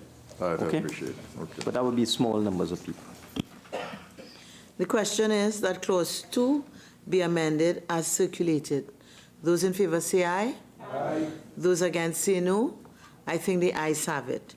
The question is that clause 2 as amended now stand part of the bill. Those in favor say aye. Aye. Those against say no. I think the ayes have it. Clauses 3 and 4. The question is that clauses 3 and 4 stand part of the bill. The question is that clauses 3 and 4 now stand part of the bill. Those in favor say aye. Aye. Those against say no. I think the ayes have it. Clauses 3 and 4 now stand part of the bill. Clause 5. The question is that clause 5 now stand, the question is, I'm sorry, that clause 5 stand part of the bill. Attorney General. Madam Chair, we propose that clause 5 be deleted. We do this specifically because on a deep reflection of the standards that apply for DNA testing as they are separately done between children's homes and children community residences, we have regulations currently in effect with respect to the child rehabilitation centers, but we don't have them with respect to homes.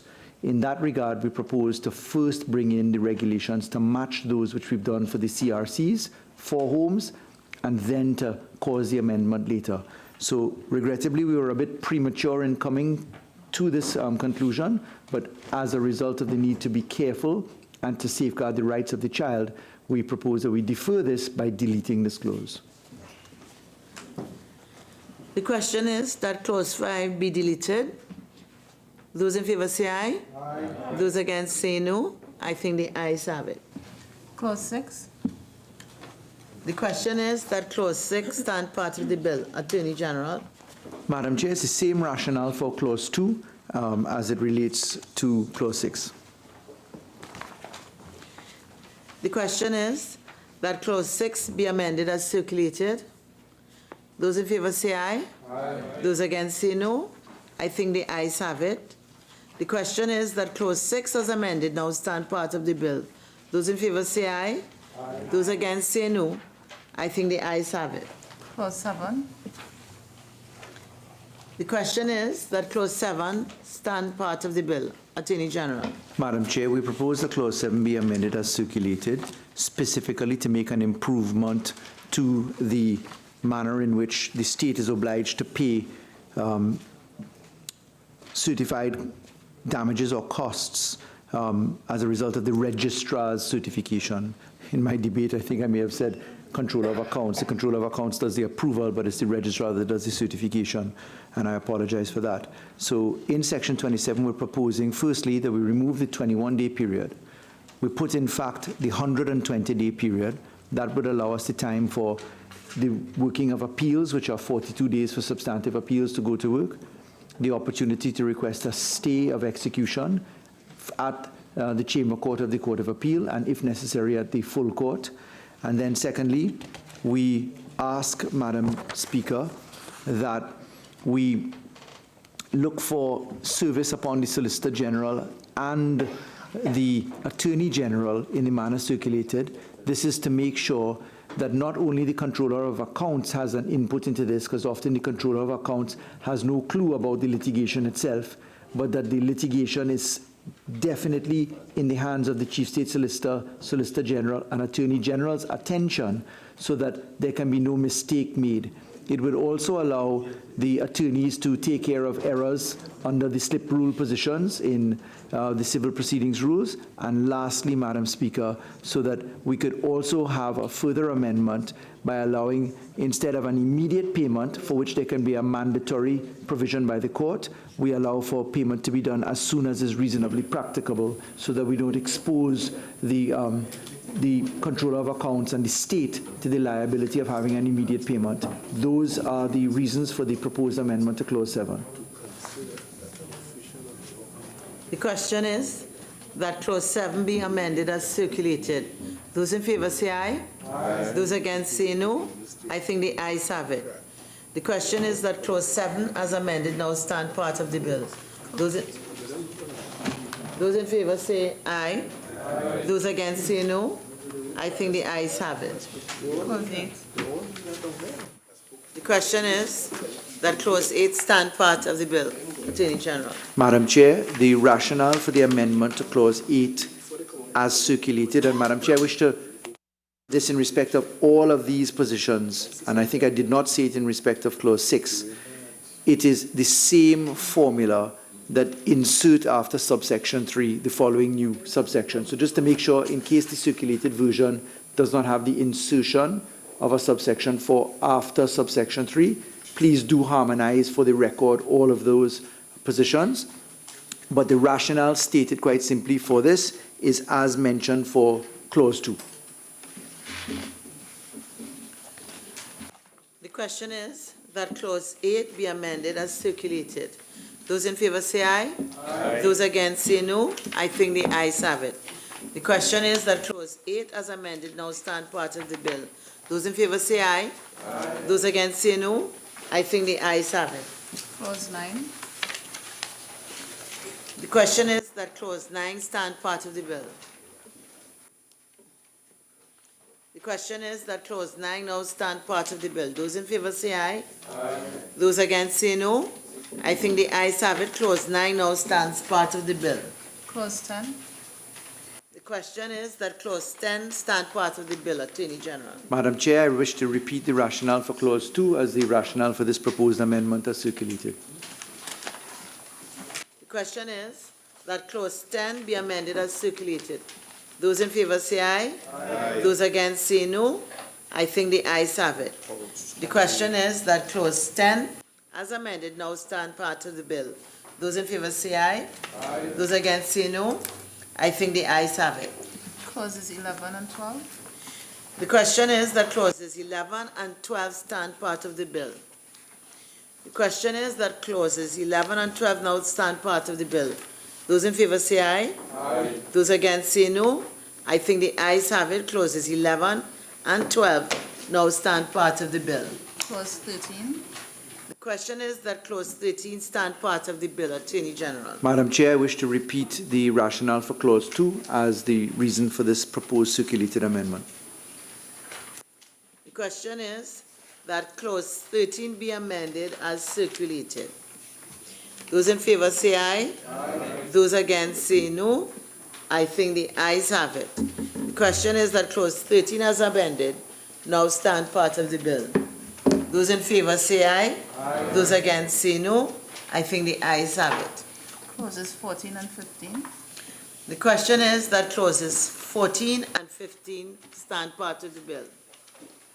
The question is that clauses 14 and 15 now stand part of the bill. Those in favor say aye. Aye. Those against say no. I think the ayes have it. Clauses 14 and 15 now stand part of the bill. Clause 16. The question is that clause 16 stand part of the bill. Attorney General. Madam Chair, I repeat the rationale for clause 2 as the reason for the circulated amendment. The question is that clause 16 be amended as circulated. Those in favor say aye. Aye. Those against say no.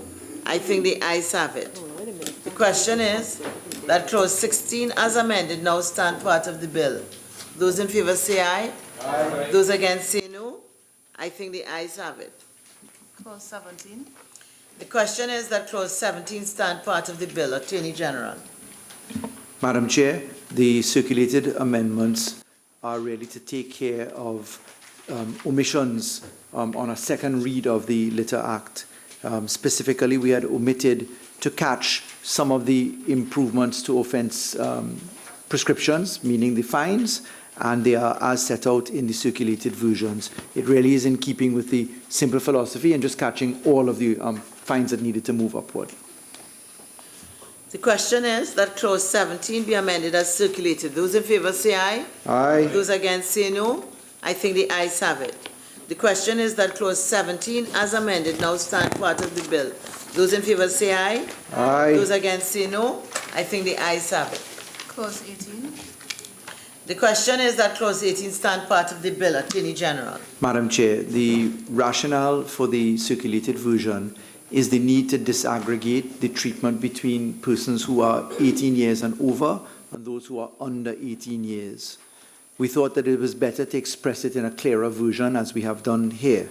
Secondly, we wanted to make sure that persons who receive the disability assistance versus public assistance, that they couldn't receive both because it would be a double dipping concept and there would already have been support provided by the state. Lastly, and very importantly, we propose that the minister have the capacity to make guidelines for the administration of the disability assistance. This would allow for regulations and other positions to be easily put into effect to make sure that there isn't any loss of tax-paying money and that there is certainty in the rollout of the assistance by the state. Those are the reasons for these proposed amendments. The question is that clause 18 be amended as circulated. Those in favor say aye. Aye. Those against say no. I think the ayes have it. The question is that clause 18 as amended now stand part of the bill. Those in favor say aye. Aye. Those against say no. I think the ayes have it. Clause 19. The question is that clause 19 stand part of the bill.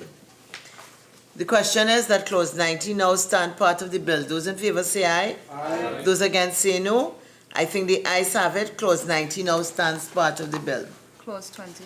Madam Chairman, may I recommend that we take 20, 21, and 22 in sequence because they're all the same. Right. Yeah. Yes. Yes. Thank you very much. We shall. And 22. Yes. Clauses 20, 21, and 22. The question is that clauses 20, 21, and 22 stand part of the bill. Attorney General. Madam Chair, the government proposes the amendments as circulated for clauses 20, 21, and 22, all in exact terms for the very reasons offered with respect to clause 2. The question is that clauses 20, 21, and 22 be amended as circulated. Those in favor say aye. Aye. Those against say no. I think the ayes have it.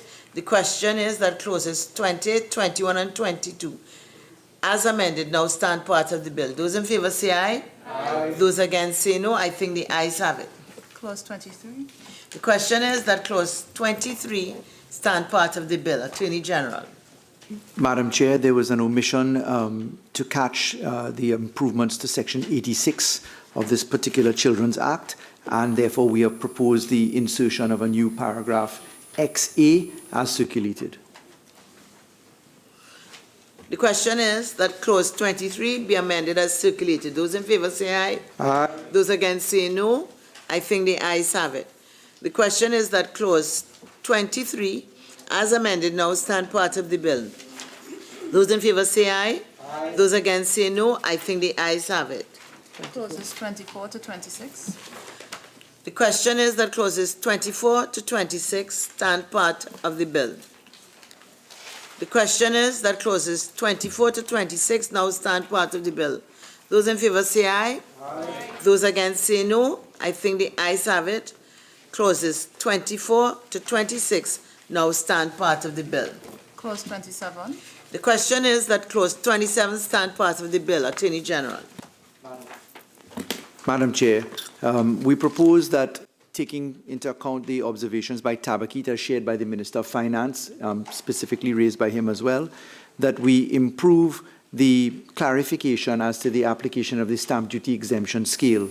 Specifically, we're confirming here in these circulated amendments, firstly, that the figure of 1.5 million is duty-free, that there's no figure, and then for the figures above that, for every dollar of the first 200,000 in excess of the 1.5 million, sorry, 250,000, in which case we would just need to. No, it's correct. It says 2. For every dollar of the first 200, sorry, my one says 200. 250. Okay. 250. Okay, good. Thank you, Madam Chair. We just had a slight, maybe my version of paper is slightly older. So for the first 250,000, then it shall be at 5%, and for every dollar thereafter, at 7.5%. We also propose that the exemption commencing for mortgage deeds, that we harmonize that, and that we treat with dwelling houses, etc. So the rationale is just simply to clarify the observations in the debate, make sure that the schedule is working properly in the version circulated. For point of here. Chair, just to the Minister of Finance, just a clarity. The member of Barry had, in your opening debate, had mentioned if some consideration would be given for first-time owners with respect to land alone, as opposed to dwelling homes. Not in this clause, in this bill. No, I know. But in due course. Okay. We are going to review that regime. The question is that clause 27 be amended as circulated. Those in favor say aye. Aye. Those against say no. I think the ayes have it. The question is that clause 27 as amended now stand part of the bill. Those in favor say aye. Aye. Those against say no. I think the ayes have it. Clause 28. The question is that clause 28 stand part of the bill. Attorney General. Madam Chair, believe it or not, the amendment to clause 28 is really quite simple. In the printing off of this bill, there was an inadvertent inclusion in the typesetting of clauses that should not have been referred to in the bill at all. So this was one of those very rare occasions of Murphy going to work in the context of Murphy's Law. So I apologize that this actually happened. It was an administrative difficulty, and the CPC's department certainly did not intend for this to feature into the bill, and it really is just a simple deletion. The question is that clause 28B amended as circulated. Those in favor say aye. Aye. Those against say no. I think the ayes have it. The question is that clause 28 as amended now stand part of the bill. Those in favor say aye. Aye. Those against say no. I think the ayes have it. Clauses 29 and 30. The question is that clauses 29 and 30 stand part of the bill. The question is that clauses 29 and 30 now stand part of the bill. Those in favor say aye. Aye. Those against say no. I think the ayes have it. Clauses 29 and 30 stand part of the bill. Clause 31. The question is that clause 31 stand part of the bill. Attorney General. Madam Chair, we didn't actually need the first part of clause 30, which is A, which is an amendment to the marginal note, and therefore what we've proposed is just the deletion of that reference to marginal note, and then to bring up what is subclause B into the operative aspect of the clause, joining it to the chapeau. So it's really just a tidy up of the language of the clause. Okay, so the question is that clause 31 be amended as circulated. Those in favor say aye. Aye. Those against say no. I think the ayes have it. The question is. Minister of Planning, you could ask, you know, if you're seeing something that we're not seeing. Yeah. Okay, right. Yeah.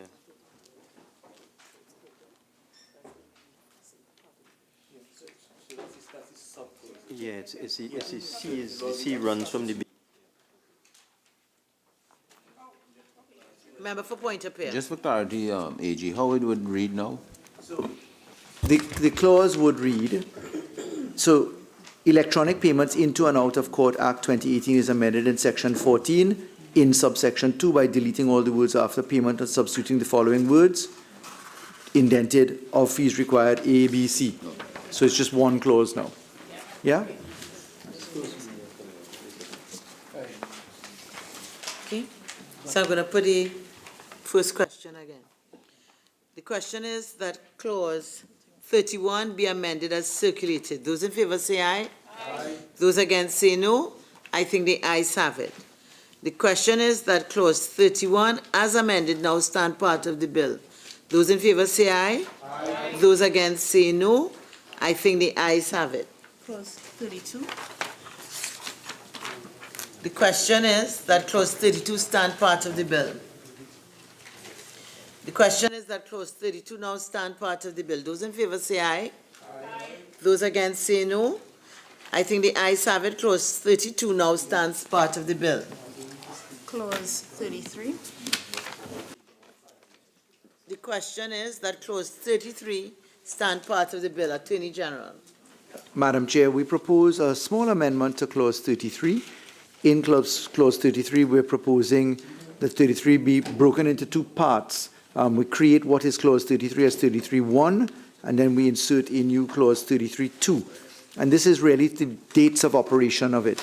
So 33 will start 1. This act comes into force on the first day of January 2019, and then subclause 2, which is being inserted now, will say, notwithstanding any law to the contrary, section 26B shall be deemed to come into force on November 30th, 2018. And that's specifically to take account of the severance and for the retroactivity of the application of that law, that Parliament makes a positive statement as to that, so that there could be no issue with it biting in relation to the application for severance.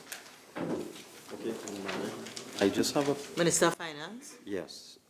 Now that we've come to the end... Just may I ask something? Are we not on the end? Are we? Oh, sorry. Okay. We are 33, but we haven't.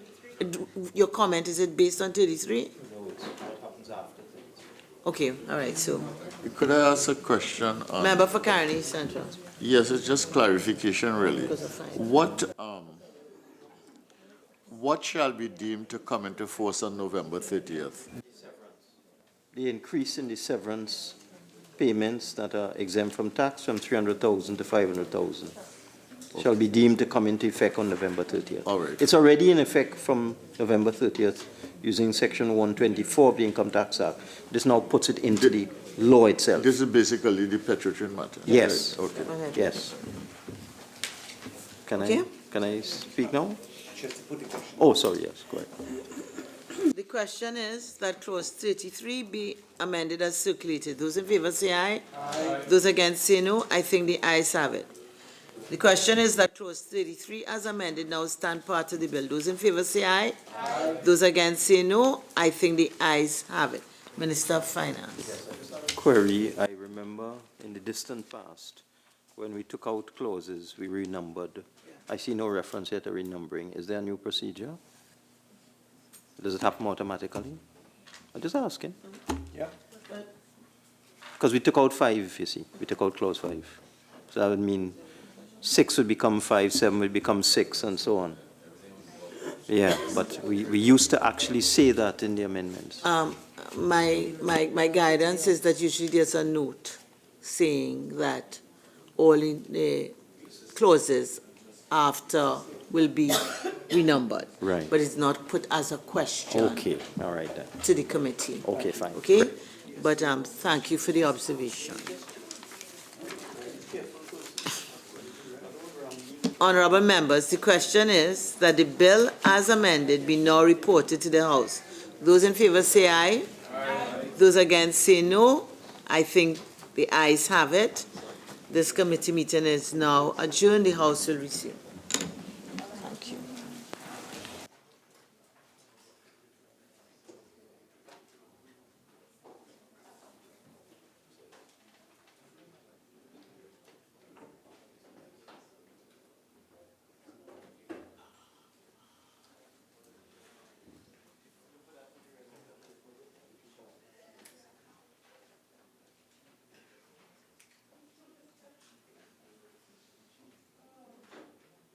Of Finance.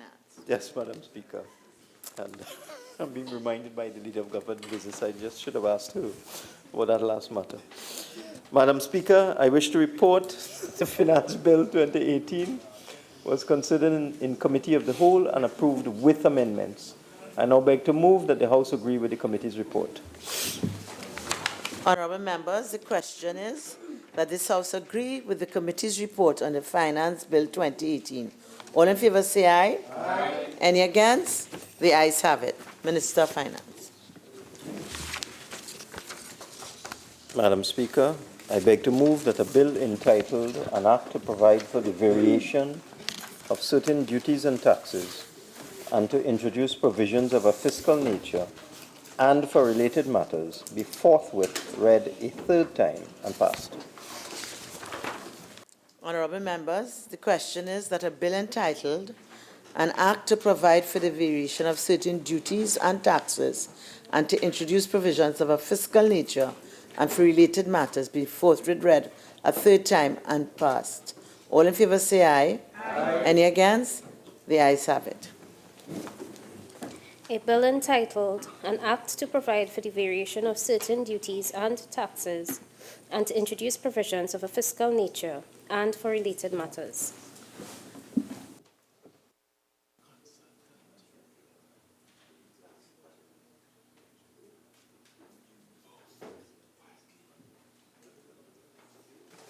Leader of the House. Ask the whip. No, it's not on. Not on. Madam Speaker, I beg to move that this House do now adjourn to Monday, the 17th day of December 2018 at 1:30 p.m., at which time we will do the miscellaneous provisions, proceeds of crime, anti-terrorism, and financial intelligence unit of Trinidad and Tobago bill.